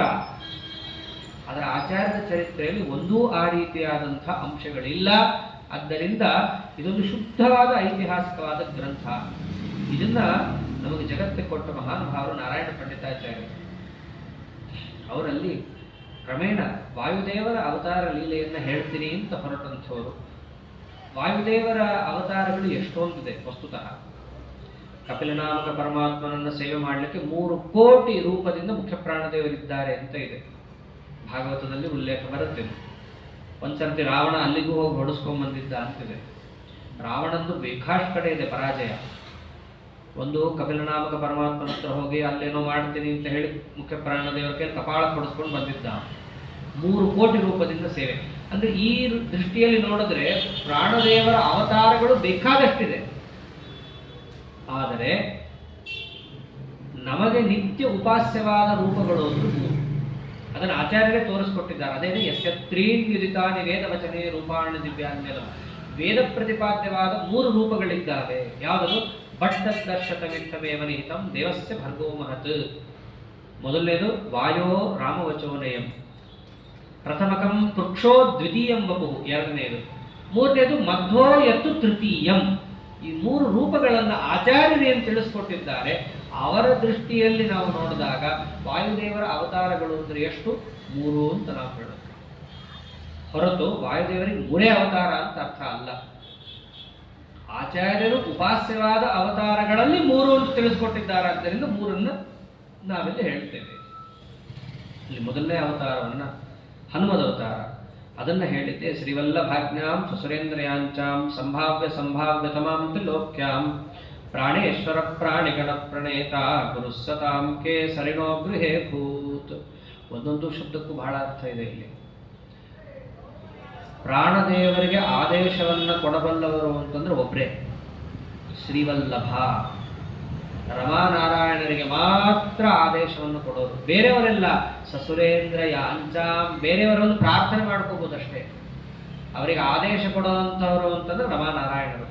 ಅವರ ಆದೇಶವನ್ನು ಸ್ವೀಕಾರ ಮಾಡಿದ್ರು. ಬೇರೆ ರುದ್ರಾದಿ ದೇವತೆಗಳ ಪ್ರಾರ್ಥನೆಯನ್ನು ಸ್ವೀಕಾರ ಮಾಡಿ ಮುಖ್ಯಪ್ರಾಣದೇವರು ಜಗತ್ತಿಗೆ ತೋರಿಸಿದ ಅವತಾರವೇ ಪ್ರಾಣೇಶ್ವರ ಪ್ರಾಣಿಗಣ ಪ್ರಣೇತ ಗುರುಸತಾಂ ಕೇಸರಿನೋಪು ಹೇಗೋ ಕೇಸರಿಯಲ್ಲಿ ತೋರಿಸಿದಂತಹ ರೂಪ. ಆ ಕೇಸರಿಗೆ ಒಂದು ವರ ಇರುತ್ತೆ. ಭರದ್ವಾಜರ ಆಶ್ರಮದಲ್ಲಿ ಒಬ್ಬ ದೈತ್ಯ ಗಜರೂಪದಲ್ಲಿ ಬಂದು ನುಗ್ಗಿದಾಗ ಮೇಲೆ ಕೂತಂತಹ ಕೇಸರಿ ಹಾರಿ ಆ ಗಜನನ್ನು ಸಂಹಾರ ಮಾಡುತ್ತಾರೆ. ಅಸುರನನ್ನು ಕೊಂದಿದ್ದಕ್ಕೆ ಭರದ್ವಾಜರು ವರ ಕೊಡುತ್ತಾರೆ ಕೇಸರಿಗೆ, ನಿನ್ನಲ್ಲಿ ಜೀವೋತ್ತಮ ಹುಟ್ಟಲಿ. ಅವರು ವರ ಕೊಟ್ಟಿದ್ದಕ್ಕೆ ಮುಖ್ಯಪ್ರಾಣದೇವರು ಅಲ್ಲಿ ಬಂದು ಅವತಾರ ಮಾಡಿದ್ರು. ಅದೇ ಹನುಮದ ಅವತಾರ. ಹೀಗೆ ಹನುಮದ ಅವತಾರದ ಅವತರಣಿಕೆಯನ್ನು ಕೊಟ್ಟು ಹನುಮಾನ್ ಅಂತ ಹೆಸರು ಯಾಕೆ ಬಂತು ಇದನ್ನು ನಾವು ಗಮನಿಸಬೇಕು. ಲೋಕದಲ್ಲಿ ಇದೊಂದು ಅಪಾರ್ಥ ಇದೆ. ಹನುಮಾನ್ ಅಂತ ಯಾಕೆ ಹೆಸರು? ಹನು ಅಂತಂದ್ರೆ ಗಲ್ಲ. ಹನು ಅನ್ನೋ ಗಲ್ಲ ಒಡೆದು ಹೋಗಿತ್ತು. ಇಂದ್ರದೇವರ ವಜ್ರಾಯುಧದ ಏಟು ಬಿದ್ದು ಅದು ಜಜ್ಜಿ ಹೋಗಿತ್ತು. ಅದಕ್ಕೋಸ್ಕರ ಜಗತ್ತಲ್ಲಿ ಅವ್ರಿಗೇನಂತ ಕರೆದ್ರು? ಹನುಮಾನ್. ಅದಕ್ಕೆ ಹನುಮಾನ್ ಅಂತ ಕರೆದಿದ್ದಲ್ಲ. ಮತ್ತು ಹನುಮಾನ್ ಅಂತ ಯಾಕೆ ಕರೆದ್ರು? ಶ್ರೀಮಂತಮೇನಂ ಹನುಮಂತ ಮಾಪುಹು. ಇವನನ್ನು ಹನುಮಾನ್ ಅಂತ ಯಾಕೆ ಕರೆದಿದ್ದು? ಯೇ ಯೇ ಗುಣಾನಾಮ ಜಗತ್ ಪ್ರಸಿದ್ಧಾ ಯಂ ತೇಷು ತೇಷು ಸ್ವ ನಿದರ್ಶಯಂತಿ ಸಾಕ್ಷಾನ್ ಮಹಾಭಾಗವತ ಪ್ರಬರ್ಹಂ ಶ್ರೀಮಂತಮೇನಂ ಹನುಮಂತ ಮಾಪುಹು. ಯಾವ ಯಾವ ಗುಣಗಳು ಅಂತ ಜಗತ್ತಿನಲ್ಲಿ ಪ್ರಸಿದ್ಧವಾಗಿದ್ದಾವೋ ಆ ಎಲ್ಲ ಗುಣಗಳು ಯಾರಲ್ಲಿದೆ ಅಂತ ಪ್ರಶ್ನೆ ಬಂದ್ರೆ ನಮಗೆ ಒಂದೇ ಇತ್ತು, ಯಂ ತೇಷು ತೇಷುಸ್ವ ನಿದರ್ಶಯಂತಿ. ಎಲ್ಲ ಗುಣಗಳಿಗೂ ಕೂಡ ಆಕಾರ ಅಂತಂದ್ರೆ ಒಬ್ಬನೇ, ಇವನೇ. ಜ್ಞಾನ ಎಲ್ಲಿದೆ? ಇವನಲ್ಲಿದೆ. ಜ್ಞಾನೇ ವಿರಾಗೆ ಹರಿಭಕ್ತಿ ಭಾವೇ ಧೃತಿಸ್ತುತಿ ಪ್ರಾಣ ಬಲೇಶು ಯೋಗೆ ಬುದ್ಧೌ ಚ ನಾನ್ಯೋ ಹನುಮತ್ ಸಮಾನಃ ಪುಮಾನ್ ಕದಾಚಿತ್ ಕ್ವಚ ಕಶ್ಚನೈವ. ಜ್ಞಾನದಲ್ಲಿ, ಭಕ್ತಿಯಲ್ಲಿ, ವೈರಾಗ್ಯದಲ್ಲಿ, ಬಲದಲ್ಲಿ, ವೀರ್ಯ, ಶೌರ್ಯ, ಓಜಸ್ಸು, ಪರಾಕ್ರಮ ಏನನ್ನು ತಗೊಂಡ್ರೂ ಕೂಡ ಗುಣ ಅಂತ ಹೇಳಿ ಅದೆಲ್ಲವೂ ಎಲ್ಲಿ ತುಂಬಿತ್ತು? ಶ್ರೀಮಂತಮೇನಂ ಹನುಮಂತ ಮಾಹು. ಹನು ಅಂತಂದ್ರೆ ಬರೀ ಗಲ್ಲ ಅಂತ ಅಷ್ಟೇ ಅರ್ಥ ಅಲ್ಲ. ಹನು ಶಬ್ದೋ ಜ್ಞಾನವಾಚಿ ಹನುಮಾನ್ ಮತಿಶಬ್ದಿತ. ಹನು ಅಂತಂದ್ರೆ ಜ್ಞಾನ, ಜ್ಞಾನ, ಬಲ, ಓಜಸ್ಸು ಇವೆಲ್ಲ ಹನು ಅನ್ನೋ ಶಬ್ದದಿಂದ ಕರೆಸ್ಕೊಳ್ಳುತ್ತೆ. ಅವೆಲ್ಲವೂ ಯಾರಲ್ಲಿ ಪೂರ್ಣ ತುಂಬಿತ್ತೋ ಅವರು ಹನುಮಾನ್. ಅಂತಹ ಹನುಮಾನ್ ಅಂತ ಕರೆಸ್ಕೊಂಡದ್ದು ಹೊರತು ಯಾವುದೋ ಗಲ್ಲಕ್ಕೆ ಏಟು ಬಿತ್ತು ಅದಕ್ಕೋಸ್ಕರವಾಗಿ ಅವರಿಗೆ ಹನುಮಾನ್ ಅಂತ ಕರೆದಿದ್ದಲ್ಲ. ಮತ್ತೆ ಗಲ್ಲಕ್ಕೆ ಏಟು ಬಿತ್ತು ಅನ್ನೋ ಕಥೆ ಇದೆಯಲ್ಲ, ಅದಕ್ಕೇನು? ಅದಕ್ಕೆ ಮುಂದಿನ ಶ್ಲೋಕ ಹೇಳಿದ್ರು, ಕರ್ಮಾಣಿ ಕುರ್ವನ್ ಪರಮಾದ್ಭುತಾನಿ ಸಭಾಸು ದೈವೀಷು ಸಭಾಜಿತಾನಿ ಸುಗ್ರೀವ ಮಿತ್ರಂ ಸ ಜಗತ್ ಪವಿತ್ರಂ ರಮಾಪತಿಂ ರಾಮತನುಂ ದದರ್ಶ. ಗಲ್ಲಕ್ಕೆ ಏಟು ಬಿತ್ತು ಅನ್ನೋದೆಲ್ಲ ಕಥೆ ಅಲ್ಲ. ಇಂದ್ರದೇವರು ಹೊಡೆದ್ರು, ವಜ್ರಾಯುಧ ಮುರಿದು ಹೋಗ್ತಾ ಇತ್ತು, ಅಷ್ಟು ಜೋರಾಗಿ ಹೊಡೆದಿದ್ದರೆ. ಅಂಥ ಮುಖ್ಯ ಪ್ರಾಣದೇವರು ಅಲ್ಲಾದ ಕಥೆಯನ್ನ ಇಂದ್ರದೇವರು ದೇವತೆಗಳ ಸಭೆಯಲ್ಲಿ ಇವತ್ತಿಗೂ ಹೇಳ್ತಾ ಇದ್ದಾನೆ. ಒಮ್ಮೆ ಹೀಗಾಯಿತು, ರಾಹು ಸೂರ್ಯನನ್ನು ಹಿಡಿಯಲಿಕ್ಕೆ ಅಕಾಲದಲ್ಲಿ ಬಂದಾಗ ಮುಖ್ಯ ಪ್ರಾಣದೇವರು ಹಾರಿ ಹನುಮದ್ ರೂಪದಿಂದ ಆ ರಾಹುವನ್ನು ಹೊಡೆದೋಡಿಸಿ ಅವನು ಹೋಗಿ ಇಂದ್ರದೇವರನ್ನು ಕೇಳಿಕೊಂಡು ಇಂದ್ರದೇವರು ಸ್ವಲ್ಪ ಕಲಿಪ್ರವೇಶಕ್ಕೊಳಗಾಗಿ ಅವರ ಮೇಲೆ ಮುಖ್ಯ ಪ್ರಾಣದೇವರ ಮೇಲೆ ಎರಗಿ ಬಂದಾಗ ವಜ್ರಾಯುಧದಿಂದ ಹೊಡೆದಂಗೆ ಮಾಡಿದ್ದು ನೀನೇ ನನಗೆ ಹೊಡಿತೀಯ ಅಂತ ಹೇಳಿ ಸ್ವಲ್ಪ ಶ್ವಾಸ ನಿರೋಧ ಮಾಡಿದ್ರೆ ಅಷ್ಟೇ. ಎಲ್ಲ ಬಂದ್ ಗಾಳಿ ಇರೋ ತನಕ ಆಟ, ಗಾಳಿನೇ ಇಲ್ಲ ಅಂದ್ರೆ ಏನು ಕಥೆ? ಎಲ್ಲವನ್ನೂ ಕೂಡ ನಿರೋಧವನ್ನು ಯಾವಾಗ ಮಾಡಿದ್ದಾರೋ ಆಮೇಲೆ ಬಂದು ಪ್ರಾರ್ಥನೆ ಮಾಡಿದ್ರು, ಬಿಟ್ರು ಅಂತ ಮುಂದಿನ ಕಥಾ ಇದೆ. ಅದನ್ನ ಇಂದ್ರದೇವರು ಇವತ್ತಿಗೂ ಕೂಡ ದೇವತೆಗಳ ಸಭೆಯಲ್ಲಿ ಹೇಳ್ತಾ ಇದ್ದಾನೆ. ಹಿಂಗಾಯ್ತು, ನನ್ನಿಂದೊಂದು ಅವ್ಯವಸ್ಥೆ, ಅವಾಗ ಈಗ ನಂಗೆ ಬಂದು ಬುದ್ಧಿ ಕಲಿಸಿದ್ರು. ಪರಮಾದ್ಭುತಾನಿ, ಇಂಥ ಪರಮಾದ್ಭುತವಾದ ಕರ್ಮಗಳನ್ನು ಇಂದ್ರದೇವರು ಇವತ್ತಿಗೂ ಕೂಡ ಹೊಗಳ್ತಾ ಇದ್ದಾರೆ. ಅಂತ ಹನುಮಂತ ದೇವರು ಯಾರ ಪಾರ್ಟಿ ಹಿಡಿದಿದ್ದು? ಸುಗ್ರೀವ ಮಿತ್ರಂ. ಅವರು ಸುಗ್ರೀವನ ಮಿತ್ರ. ಮಿತ್ರ ಅಂದ್ರೆ ಏನು? ಮಿತ್ರ ಅಂತಂದ್ರೆ ಆಚಾರ್ಯರು ತಿಳಿಸ್ತಾರೆ ಗೀತಾ ಭಾಷ್ಯದಲ್ಲಿ, ಒಂದೊಂದು ಶಬ್ದಕ್ಕೆ ಒಂದೊಂದು ಅರ್ಥ ಇದೆ. ಸ್ನೇಹಿತ ಅಂದ್ರೆ ಒಂದರ್ಥ, ಮಿತ್ರ ಅಂದ್ರೆ ಇನ್ನೊಂದರ್ಥ. ಈ ಲೋಕದಲ್ಲಿ ಎಲ್ರಿಗೂ ಒಂದೇ ಆಗೋಗಿದೆ. ಸ್ನೇಹಿತ ಅಂತಂದ್ರೆ ನಿಮ್ಮ ಮೇಲೆ ಪ್ರೀತಿ ತೋರಿಸೋನು ಸ್ನೇಹಿತ ಅಂತಾರಷ್ಟೇ. ಮಿತ್ರ ಅಂದ್ರೆ ಯಾರು? ಮಿನೋತಿ ತ್ರಾಯತೇತಿ ಮಿತ್ರ. ನೀವು ಮಾಡ್ತಾ ಇರೋ ತಪ್ಪಿದೆ, ತಪ್ಪು ಮಾಡಬೇಡ ಅಂತ ಹೇಳಿ ಯಾರು ನಿಮ್ಮನ್ನ ರಕ್ಷಣೆ ಮಾಡುತ್ತಾನೋ ಅವನು ಮಿತ್ರ. ನಿಮ್ಮನ್ನ ತ್ರಾಣ ಯಾರು ರಕ್ಷಣೆ ಮಾಡ್ತಾರೋ ಅವನು ಮಿತ್ರ. ಈಗ ನಮಗೆ ಗೊತ್ತಾಗತ್ತೆ ಇವ್ರು ನಮ್ಮ ಸ್ನೇಹಿತರು ಅಂದ್ರೆ ಬೇರೆ ಅರ್ಥ, ನಮ್ಮನ್ನು ಪ್ರೀತಿ ಮಾಡ್ತಾರೆ ಅಂತ ಅಷ್ಟೇ. ಮಿತ್ರ ಅಂತಂದ್ರೆ ಅವ್ನು ತಪ್ಪು ಮಾಡಿದಾಗ ತಿದ್ದಿ ನೋಡು ಇದು ತಪ್ಪು, ಹಿಂಗೆ ಹೋಗ್ಬೇಡ, ಇದು ಸರಿಯಾದ ದಾರಿ ಅಂತ ಹೇಳೋನು ಮಿತ್ರ. ಮುಖ್ಯ ಪ್ರಾಣ ದೇವರು ಹನುಮಂತ ದೇವರು ಸುಗ್ರೀವ ಮಿತ್ರ, ಸುಗ್ರೀವ ಸ್ನೇಹಿತ ಅಲ್ಲ ಅವರು, ಸುಗ್ರೀವ ಮಿತ್ರಂ. ಸುಗ್ರೀವ ಎಲ್ಲೆಲ್ಲಿ ತಪ್ಪು ಮಾಡ್ತಾನೋ ಅದನ್ನ ತಪ್ಪಿಸ್ತಾ ಇದು ಸರಿಯಾದ ದಾರಿ ನಡಿ ಅಂತ ಹೇಳ್ತಾ ಇದ್ರು, ಅವನು ಹಾಗೆ ತಲೆ ಬಗ್ಗಿಸ್ಕೊಂಡು ನಡೀತಾ ಇದ್ದ. ಇದು ಸುಗ್ರೀವ ಮಿತ್ರತ್ವ. ಅವ್ರು ಏನ್ ಮಾಡಿದ್ದು, ಸುಗ್ರೀವನಿಗೂ ಗೊತ್ತಾಗ್ಲಿಲ್ಲ, ಸುಗ್ರೀವನು ತಪ್ಪು ದಾರಿಗೆ ಹೋಗ್ತಾ ಇದ್ದ. ಯಾರೋ ಬರ್ತಾ ಇದ್ದಾರೆ ಕಾಡು ದಾರಿಯಲ್ಲಿ, ಬಹುಶಃ ನಮ್ಮಣ್ಣನೇ ಕಳಿಸಿದ್ದಾನೋ ಏನೋ ನನ್ನನ್ನು ಹೊಡಿಲಿಕ್ಕೆ, ಆಜಾನುಭಾವಗಳಿದ್ದಾರೆ ಅಂತ ಅವರು ತಪ್ಪು ದಾರಿಗೆ ಹೋದಾಗಲು ತಪ್ಪು. ಬರ್ತಾ ಇರೋರು ಬೇರೆ, ಯಾರದು, ರಮಾಪತಿಂ ರಾಮತನುಂ ದದರ್ಶ. ಹೆದರ್ಕೋಬೇಡ, ಬರ್ತಾ ಇರೋನು ಯಾರು ನನಗೆ ಗೊತ್ತು, ನಾನು ಹೋಗಿ ಮಾತಾಡಿಸ್ಕೊಂಡ್ ಬರ್ತೀನಿ ಅಂತ ಹೇಳಿ ರಾಮರೂಪದಲ್ಲಿದ್ದಂತಹ ಯಾರು ಸಾಕ್ಷಾತ್ ರಮಾಪತಿಂ ನಾರಾಯಣ ದೇವರನ್ನು ಹೋಗಿ ಮೊದಲು ಕಂಡವರು ಅವರೇ. ಅಲ್ಲಿ ಹೋಗಿ ಮಾಡಿದ್ದೇನು, ಪಾದಾರವಿಂದ ಪ್ರಣತೋ ಹರೀಂದ್ರಸ್ತದಾ ಮಹಾಭಕ್ತಿ ಭರಾಭಿನುನ್ನಃ. ಮೊದಲು ಹೋಗಿ ಪರಮಾತ್ಮನ ನಮಸ್ಕಾರ ಮಾಡಿದ್ರು. ನಮಸ್ಕಾರ ಹೇಗೆ, ಅಗ್ರಾಹಿ ಪದ್ಮೋದರ ಸುಂದರಾಭ್ಯಾಂ ದೌರ್ಭ್ಯಾಂ. ತಮ್ಮ ಎರಡೂ ಕೈಗಳಿಂದ ರಾಮದೇವರ ಪಾದವನ್ನು ಗಟ್ಟಿಯಾಗಿ ಹಿಡ್ಕೊಂಡಿದ್ದು. ದೇವರ ಹತ್ರ ಹೋದ್ರೆ ಹೇಗಿರ್ಬೇಕು ಅಂತ ತೋರಿಸ್ತಾರೆ. ನಮಗೆ ಬೇರೆ ಪರಮಾತ್ಮನ ರೂಪದ ಹತ್ರ ಈ ಭಾಗ್ಯ ಇಲ್ಲ ರೀ. ವಿಠ್ಠಲ ದೇವರ ಹತ್ರ ಹೋದ್ರೆ ಮಾತ್ರ ಇದಿರೋದಿದು. ತಿಮ್ಮಪ್ಪನ ಹತ್ರ ಹೋದ್ರೆ ನೋಡಕ್ ಸಹಿತ ಬಿಡಲ್ಲ ಅವರು. ನೋಡಕ್ ಹೋಗ್ಬೇಕಂದ್ರೂ 5 ತಾಸು 10 ತಾಸು ಕ್ಯೂ ಕಾಂಪ್ಲೆಕ್ಸ್ ಅಲ್ಲಿ ನಿಂತ್ಕೊಂಡು ಹೋಗ್ಬೇಕು. ಪರಮಾತ್ಮನ ಎರಡೂ ಪಾದಗಳನ್ನ ನಾವು ಹಿಡಿದು ಗಟ್ಟಿಯಾಗಿ ಅಪ್ಪಿಕೊಳ್ಳಕ್ಕಿರುವಂತ ಜಾಗ ಅಂದ್ರೆ ಒಂದೇ, ಅದು ಪಂಢರಪುರದಲ್ಲಿ ಮಾತ್ರ ಇದೆ. ಅದು ಕೂಡ ಸೌಧವಿದೆ ಅಂತ ಏನು ಇಲ್ಲ, ಸದ್ಯಕ್ಕಂತೂ ನಮ್ಮ ದೇವರ ಹತ್ರ ಇದ್ದಾನೆ. ಯಾರು ಬೇಕಾದ್ರೂ ಹೋದ್ರೆ ಮುಟ್ಬಹುದು, ದೇವರ ಪಾದವನ್ನ ಗಟ್ಟಿಯಾಗಿ ಹಿಡಿಬಹುದು. ಇವಾಗ್ಲೂ ಕ್ಯೂ ಕಾಂಪ್ಲೆಕ್ಸ್ ಇದೆ, ಆದ್ರೂ ಮುಟ್ಟಕ್ಕಂತೂ ಬಿಡ್ತಾರೆ. ಹೀಗೆ ಪದ್ಮೋದರ ಸುಂದರಾಭ್ಯಾಂ, ಪರಮಾತ್ಮನ ಪದ್ಮದಂತೆ ಸುಂದರವಾದಂತಹ ಪಾದಪದ್ಮವನ್ನು ಹೋಗಿ ಗಟ್ಟಿಯಾಗಿ ಹಿಡ್ಕೊಂಡು ತೋರಿಸ್ತಾರೆ ಮುಖ್ಯ ಪ್ರಾಣ ದೇವರು ಹನುಮಂತ ದೇವರು. ಅದರಂತೆ ಆಗ ಯಾರು ಹನುಮಂತ ದೇವರ ಪಕ್ಷನೋ ಅವರನ್ನು ಎತ್ತಿ ಹಿಡಿತೀನಿ, ಯಾರು ಹನುಮಂತ ದೇವರ ಪಕ್ಷ ಇಲ್ಲ ಅವರನ್ನು ಬಡಿತೀನಿ ಅನ್ನುವ ಚರಿತ್ರೆಯನ್ನು ರಾಮದೇವರಿಯನ್ನು ತೋರಿಸಿದ್ದಾರೆ. ಇದರಿಂದ ಹನುಮಂತ ದೇವರ ಮಹತ್ವ ಏನು ಅಂತ ಗೊತ್ತಾಯಿತು. ಅಂತಹದ್ದು ಅಷ್ಟೇ ಅಲ್ಲ, ಹನುಮಂತ ದೇವರನ್ನ ಪರಮಾತ್ಮ ದಕ್ಷಿಣ ದಿಕ್ಕಿಗೆ ಕಳಿಸ್ತಾರೆ. ಇಲ್ಲೊಂದು ಗಮನಿಸಬೇಕು, ಹನುಮಂತ ದೇವರನ್ನು ಯಾವುದಕ್ಕೆ ಹೋಲಿಸಿದ್ದಾರೆ ಅಂದ್ರೆ ಬಾಣಕ್ಕೆ ಹೋಲಿಸಿದ್ದಾರೆ. ಒಬ್ಬ ವೀರ ಒಳ್ಳೆ ಬಾಣವನ್ನ ಕಿವಿಯ ತನಕ ಎಳೆದು, ಕರ್ಣಾಂತವಾನೀಯ ಗುಣಗ್ರಹಿತ್ರ ರಾಮೇಣ ಮುಕ್ತೋ ರಣಕೋ ವಿಲೇನ, ಕಿವಿಯ ತನಕ ಎಳೆದು ಹನುಮಂತನನ್ನ ಬಾಣದಂತೆ ಬಿಟ್ಟ. ಇಲ್ಲಿ ಹನುಮಂತನನ್ನು ಬಾಣಕ್ಕೆ ಹೋಲಿಸಿದ್ದು ಪರ್ಫೆಕ್ಟ್ ಆಗಿದೆ. ಯಾಕೆ, ಪಂಚಪ್ರಾಣಾಹ ಪಂಚಬಾಣಾಹ ವಿರಿಚ್ಯ ಕೌಸ್ತುಭಾತ್ಮಕ. ಪರಮಾತ್ಮನ ಕೈಯಲ್ಲಿ ಬಾಣ ಅಂದ್ರೆ ಯಾರು, ಮುಖ್ಯ ಪ್ರಾಣ ದೇವರೇ. ಪ್ರಾಣಾಪಾನ ವ್ಯಾನೋದಾನ ಸಮಾನ ಅಂತ ಪ್ರಾಣದೇವರ 5 ರೂಪಗಳೇ ಪರಮಾತ್ಮನ ಕೈಯಲ್ಲಿರುವ ಪಂಚಬಾಣಾಹ.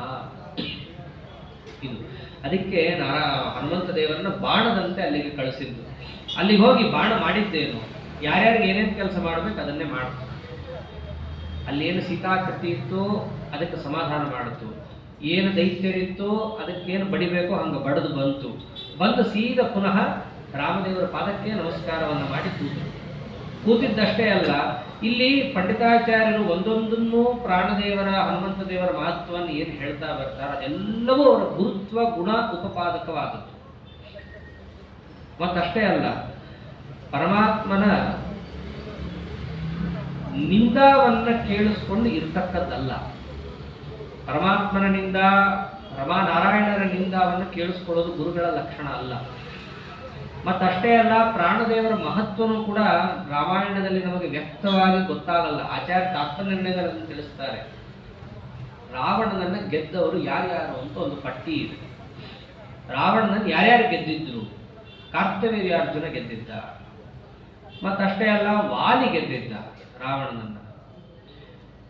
ಇನ್ನೊಂದು ಇಷ್ಟೆಲ್ಲ ಗೆದ್ದಾಗ ಹನುಮಂತನು ಹೋಗಿ ಹೊಡೆದು ಬಂದಿದ್ದ. ಹನುಮಂತ ಹೊಡೆಯಕ್ಕೂ ಅವ್ರು ಹೊಡೆಯಕ್ಕೂ ಏನ್ ವ್ಯತ್ಯಾಸ ಬಂತು ಅದನ್ನು ಹೇಳ್ತಾರೆ. ಮುಷ್ಟಿ ಪ್ರಹಾರಂ ದಶಕಾಯ ಸೀತಾ ಸಂತರ್ಜನಾಗ್ರೋತ್ತರಮೇ ಶಕೋದಾತ್. ಬೇರೆಯವರ ಗುದ್ದಕ್ಕೂ ಹನುಮಂತನ ಗುದ್ದಾಟಕ್ಕೂ ವ್ಯತ್ಯಾಸ ಇದೆ. ಕಾರ್ತಿವೀರ್ಯಾರ್ಜುನನಿಗೆ ದತ್ತಾತ್ರೇಯನ ವರ ಇತ್ತು, ಸೋಲಿಸಿದ.